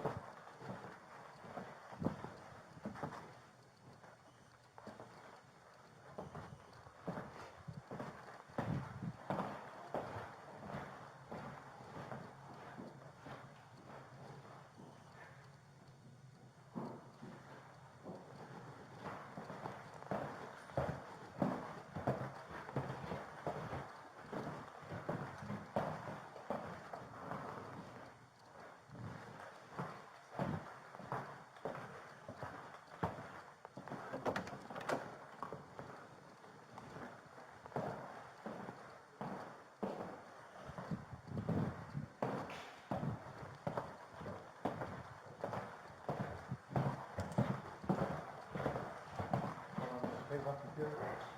Oh. It's all clear. Oh my God. I can't do that. She's... What have I done?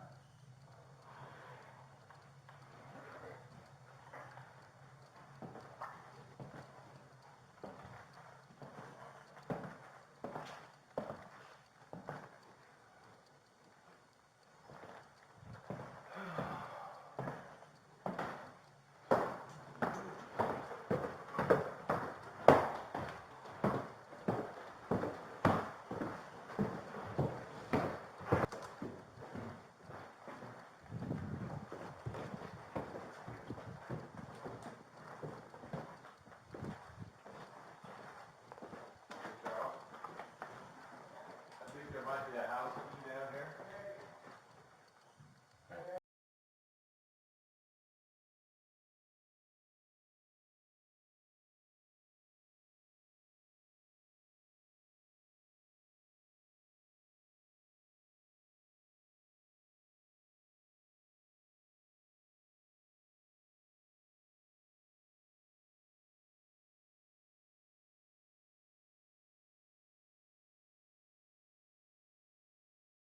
Harm the children, correct?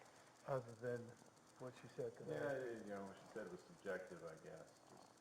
She said, take the kids, I don't care. I don't care what happens to them.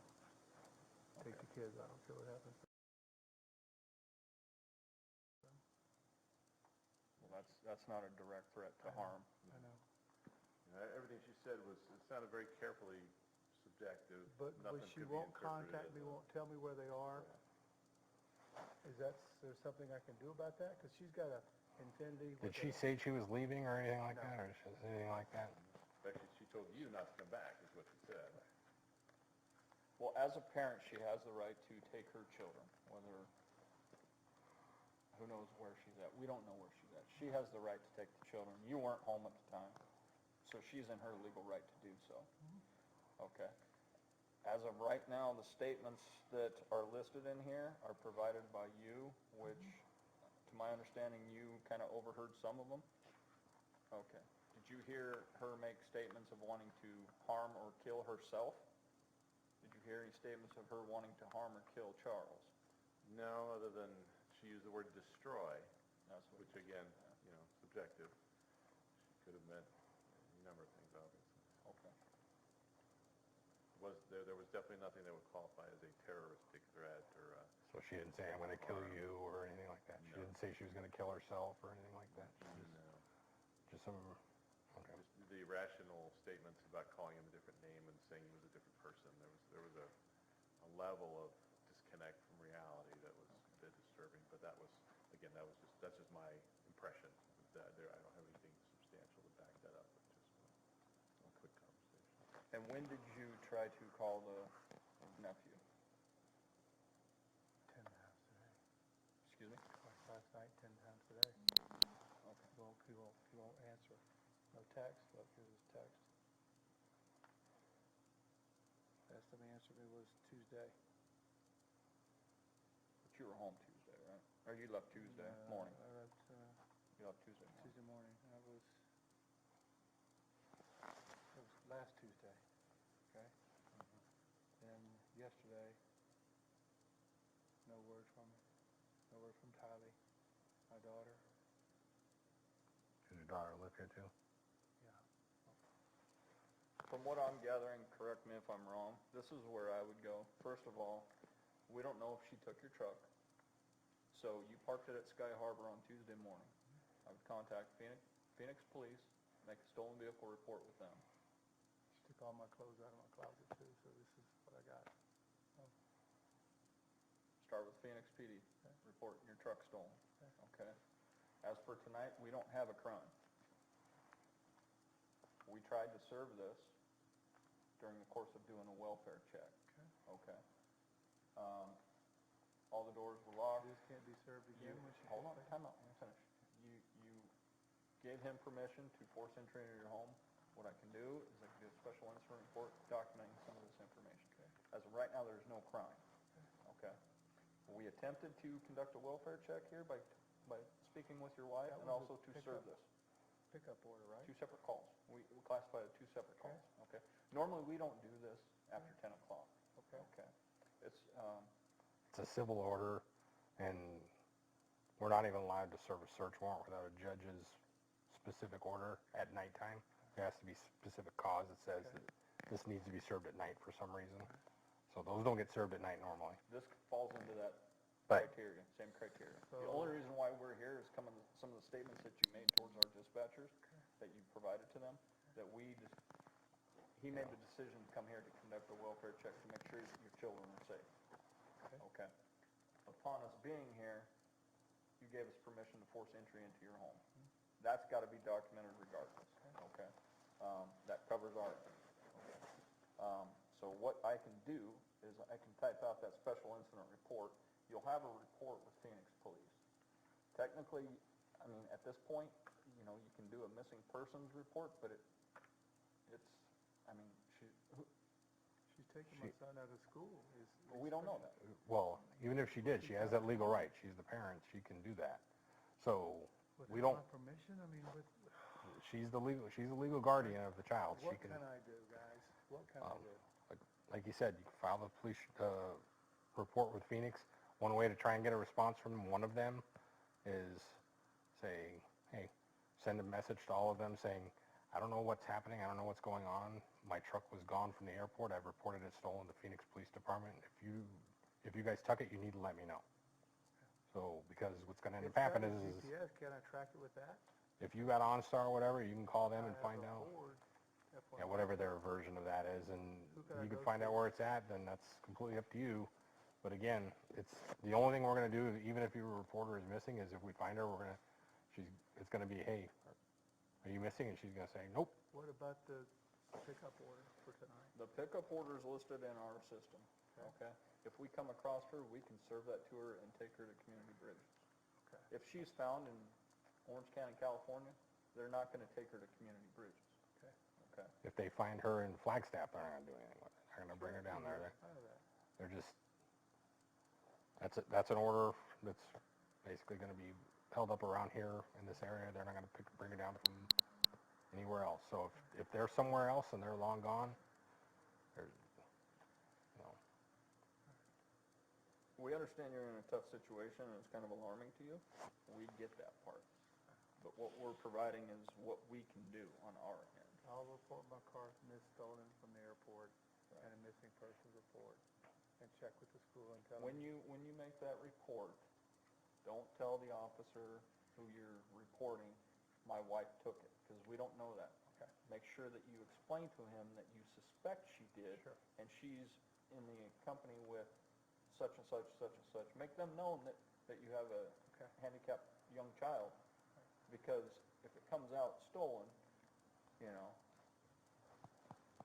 and she's just driving along, we don't want them to pursue the vehicle to, you know, we don't want to put your children She'll in be in danger.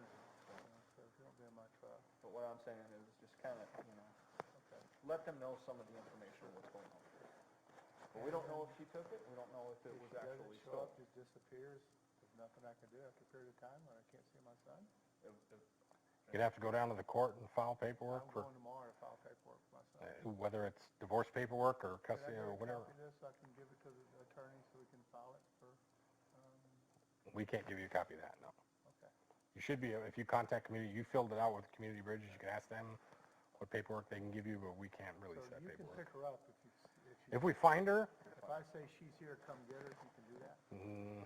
it depends on when you do it. If you find her at 4 o'clock in the morning, No, 8 to 10.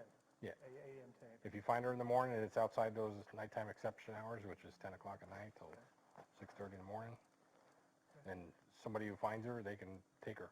Like this case, where we came here to do the welfare check on the children, if we happen to come across her, we can serve it on her. But we can't come out here and just to serve it on her. Gabe, I'm gonna need a ride tomorrow to go get a rental car. Okay, just call me in the morning. Go home. So what's gonna happen is this paperwork, we'll Leave me in good hands. Thank you. we'll hand it off to the next sergeant who comes on, which will be the daytime team, the morning team. And then they'll have this paperwork in their possession. Do you plan on being here the whole time tomorrow? I have nowhere to go. Well, you have no you computer. gotta go get the rental car, you just asked them to come and get it. Besides, yes, I'll do that. All right. So if she comes home tomorrow, you can call us, and we'll come out with this paperwork, Okay. and then that upcoming team will take care of the issue. Okay. So, start with the Phoenix Police. I'll do the special incident on Make sure your the foot- forcing entry and why we were I'm not, here. that's fine. That way, some of the information will be documented on our end. I just need you have your driver's license with you?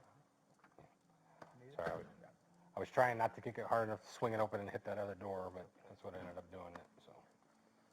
She's got a Hawaii driver's license with her too, from Hawaii. 1725. By chance, do you have Charles 27 info attached?